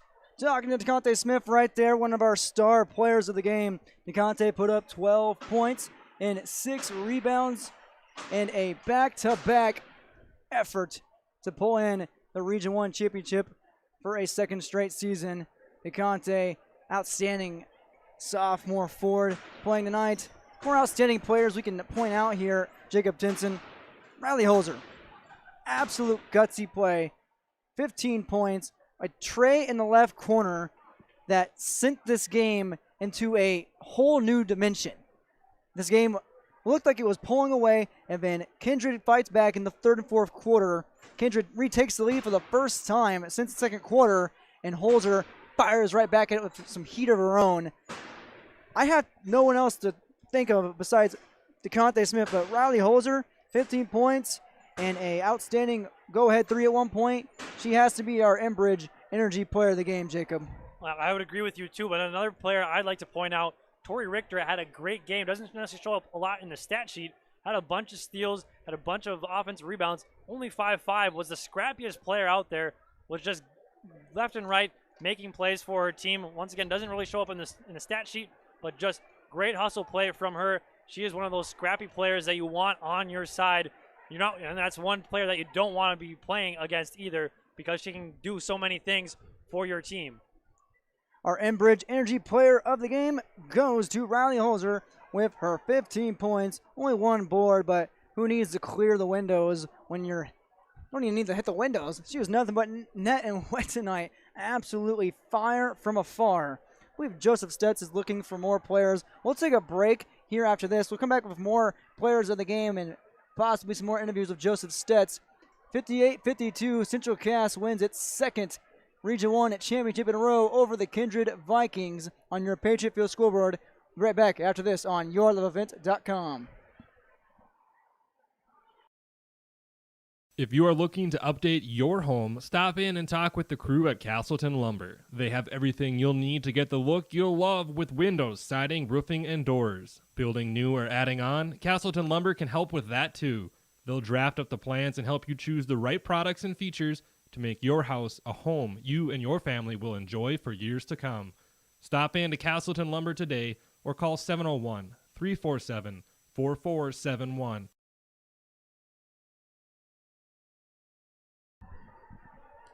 Welcome back to yourloveevent.com. Joseph Stetz is lined up with junior Jalen Cotton of the Squirrels, ready to talk this post game with her team defeating Kindred 58-52 on your Patriot Field scoreboard. Looks like Joe lost his player. They're taking a quick picture, so we'll wait 1 second. Well, shrug there from Joe. He's losing his players. He's losing his mind out there a little bit, looks like. Oh, rejection hurts. We'll have to wait a second to. We'll show you what we're waiting on over here. We're getting a picture. Cotton getting a picture with her teammates. Well, I mean, well deserved, needing a break there. I mean, gotta celebrate a big win like this. Take pictures. Take all the pictures. The moms want the pictures. They're gonna be all over Facebook. Moms love to do this type of thing. The mamarazzi, if you will, are out and about getting all their pictures taken. The mom mob? The mom mafia? Whatever you want to call it, mamarazzi, mom mob. But it looks like we will be getting our interview here in a little bit here. I didn't tell him who to give that shirt to. Jalen Cotton, one of our players of the game. Our Enbridge Energy Player of the game is Kylie Holzer, but now we're going to talk with Joseph Stetz and Jalen Cotton. Derek, thank you, JT, up there in the box. Here now joined by Jalen Cotton, and I know it's early on in the game. You know the Kindred was going to come out. They were hungry. They wanted it. What was your mental preparation and also the teams coming in? Yeah, we knew Kindred. It wasn't going to be easy. We knew they were going to come in more hungry than anyone because of last year and the regular season. We knew that we just had to keep a positive mindset and push through as a team, and our chemistry is really what got us through tonight. I know that second quarter you guys really put your foot on the gas pedal and was able to hold them, not only holding the number one defense, but you held their number one offense for a little bit there. Tell us, what was the key factor in that second quarter that turned it for you guys? Abby Dukeshire is one of the best players in North Dakota, and we knew that they rely on her heavily, and Taryn Johnson as well. We knew that if we could definitely stop them and make their other girls try and do a little more than they usually do, that would be more of a stretch for them, but kudos to Abby and Taryn. They definitely got theirs and they worked hard for them, but we stopped them as much as we wanted and we came out with the win.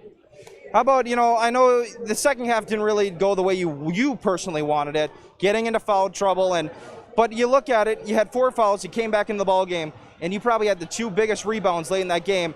To stop a possession by the Kindred Vikings when they had a chance to go up a little bit more, but also on the free throw to able to kill some more clock and get yourself another set of free throws. How do you rate your performance just by that, and also with the 4 fouls? How do you feel you played today? I think that especially in the last quarter, I definitely stepped up and played the role I needed to play. We've preached all season that it's not about who scores the most points or who gets the most rebounds. If you do your part at the right time, that's just enough, and that's just what we needed tonight, and I think I stepped up and did that. And that's one thing that your Squirrels have done very well. There's not one person that makes a team. You had 7 players in double figures all season, doing a great job, and it was the next man up, mentality you guys had, and it helped you prevail a big victory here against the Kindred Vikings. And I just want to say congratulations and good luck in Minot. Thank you so much. Derek, back to you up in the booth. Thank you, Mr. Joseph Stetz, talking with Central Cass. junior center Jalen Cotton. She had 3 boards, 2 points, had 4 fouls in her back pocket most of the night. But she came in and played a key defensive role and helped her Central Cass Squirrels defeat the Kindred Vikings 58-52 to reclaim once again their second straight Region 1 championship in girls basketball Class B North Dakota. Joseph Stets hands off one of our players of the game shirts off to DeConte Smith, and she absolutely was lights out when she needed to be. DeConte Smith, our RDK Enterprises Precision Player of the Game. Smith with 12 points and 6 rebounds. I hear is that a chainsaw? It almost sounds like there's a motorcycle in the building. I was cleaning up. NDSCS, I don't know if it's what team it is, but cleaning up the bleachers for us here. Our RDK Enterprises Precision Player of the Game, DeConte Smith, the sophomore forward with 12 points and 6 rebounds. Windex handy, strength handy in the paint. RDK Enterprises Precision Player of the Game goes to DeConte Smith, champion here this Thursday evening. Thinking about upgrading your planter? Visit RDK Enterprises at their locations in Hillsboro and Drayton, North Dakota to learn about available rebates and financing. RDK Enterprises, planterdoc.com. Thank you, Joseph Stets. Thank you, RDK Enterprises in Enbridge, for sponsoring this broadcast this evening and our players of the game. We'll take one quick final break, come back with final stats and final thoughts here in the final game of the Region 1 tournament in the championship contest. Central Cass 58, Kindred 52 on your Patriot Field scoreboard. Right back after this on yourloveevent.com. The unknown consumes so much of our lives. That's why Concordia College in Moorhead, Minnesota is committed to providing clarity. We recognize that comparing colleges, especially the price, can be confusing. Concordia has always been a place where students of all economic backgrounds find success. And for next fall, we are reducing tuition by more than $15,000 so that any student who can imagine themselves at Concordia can be a Cobber. Now's the time to take a look at Concordia College, Moorhead, Minnesota. ConcordiaNow.com.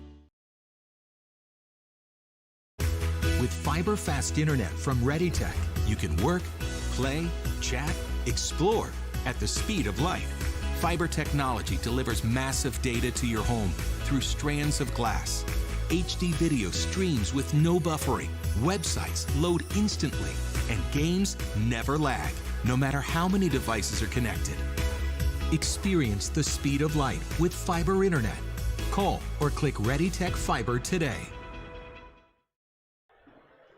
Welcome to our post-game report once again on yourloveevent.com at Ed Weary Arena in Wapaton, North Dakota. Derek Zimmerman, Jacob Tinson, Joseph Stets here with you in the broadcast booth for one final time. After that break, thanks to all our sponsors this evening here, and this is Region 1 championship collision between Kindred and Central Cass. The Squirrels beat the Vikings 58-52. Let's see who put those points on the board, starting with the Vikings, who end their season at 19-4. And at 12-1, or 12-2 now in Region 1. For the Vikings, Abigail Ducher had a game-high 22 points, 7 rebounds. Casey Burner, 1 rebound, 6 points. Tina Fryer with 6 points and 4 rebounds. Taryn Johnson, Lord Almighty, with the Windex, 12 points and 1, 2, 3, 4, 5, 6, 7, 8, 9, 10. A double-double from the junior center tonight with 10 rebounds and 12 points. Jordan Sunram, another starter, had 3 points, no rebounds. Charlie McClellan had 2 points off the bench, both from free throws. Cadence Straley got in the game, didn't play very much, and that rounds out for the Kindred Vikings once again in the season at 19-4 and at 12-2 in the region. Not only does their 10-game winning streak come to a close, but so does their season at the hands of Central Cass. Let's look at this Squirrels team now. Victoria Richter, scrappy, is a good way to describe her play tonight, Jacob Tinson. She had 8 points, 1, 2, 3, 4, 5, 6 rebounds on the night. 2 for 2 from the line, fighting inside the paint with her 5'5" stature against the likes of 6'1" Abigail Ducher.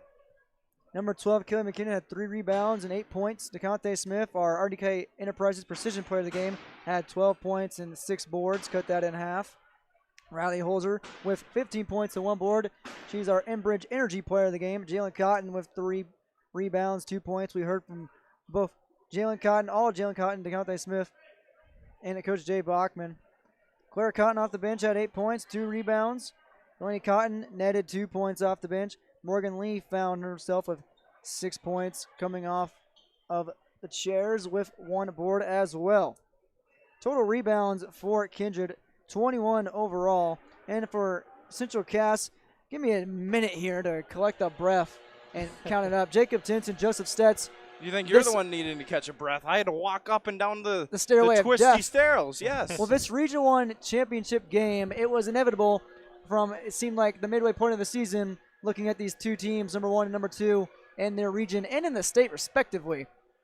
Top 5 teams for sure.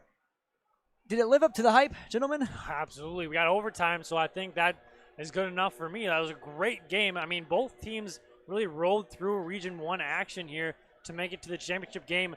And so I think it was very well deserving for this game to go into overtime, because both these teams are just that evenly matched, and just a tremendous performance throughout the season and in this game for both Central Cass and Kindred. No, you also look at it and, you know, you don't usually see games like this unless you got to buy it, pay-per-view or anything like that. And just think, this is a free game, and this is one of the best tickets you could have ever had to the game. Could it be the game of the year on our end? We've seen some overtime games on YellowEvent.com this season. I believe this is the third. Me and Joseph Stetz have seen. Joseph Stetz and I. Jacob Tinson, any contenders you've seen so far this season? Any what? Any contenders for games of the year? My goodness. We went deaf second quarter in the night. This crowd absolutely set ablaze on actually not a pretty bad Thursday evening. It's like 30 degrees out, but still. This game 40. tonight, the atmosphere, Jacob, how would you describe it? It was just electric is the only way to describe it. Anytime the ball went in the hoop, anytime there was a steal, just really anytime anything big happened, just a big roar from the crowd came about, and it was just amazing to be a part of. I know with COVID, it's limits numbers to a lot of ball games, but this just kind of heals the world a little bit with a game like this, hearing the electricity of a crowd here in a gym this big, just absolutely electric here tonight. Well, and not only to that point, that's a great point, JT, but, you also look at it from the student section, how they were both into it and out and, jumping around, screaming air ball after everything, or, screaming for a three-point made or anything. But the thing that really draws this game differently than any other game I've seen or covered so far was the fact that it felt like it was 2 years ago when you were able to, and there's no guidelines against it, the student section running onto the floor and celebrating as a school, not just as a team, but as a school and as a community, and just came together. And it was something that, it takes away a moment that you were in COVID times, because of course last year that is very restricted. This year it probably was loosened, and it gave for a great celebration between student section and team. Central Cass, student section, team-wise, all around, brought the heat this evening and come away with the 58-52 victory. Final team stats for both squads. Central Cass out-rebounded Kindred just narrowly, 22-21. And, of course, an overtime game, shock to behold, 21 turnovers apiece for both squads. We are netted up at 45 apiece. So that's only fair and ironic that we have our final stats end like that. And it ends just like that for Kindred. Their season comes to a close at 19-4, 12-2 in the region. Back-to-back appearances in the Region 1 championship game, but they end their season tonight to the hands of Central Cass. Central Cass moves on to Minot, now at 22-1 and 14-0 in the region. Back-to-back ballroom dances for Central Cass. Push that ticket on to Minot and going dancing at the state tournament. 58-52 in your Patriot Field scoreboard. Central Cass over Kindred. For myself, Derek Zimmerman-Geyer, Jacob Tinson, Joseph Stetz, thank you, gentlemen. I'm sure we'll have a lovely car ride home. And everyone else, if you're out and about tonight, be safe. Thank you for joining us. Please be sure to hit that subscribe button for more games like this, more barn burners here on YourLiveEvent.com. Thank you for joining us, and have a terrific rest of your Thursday evening.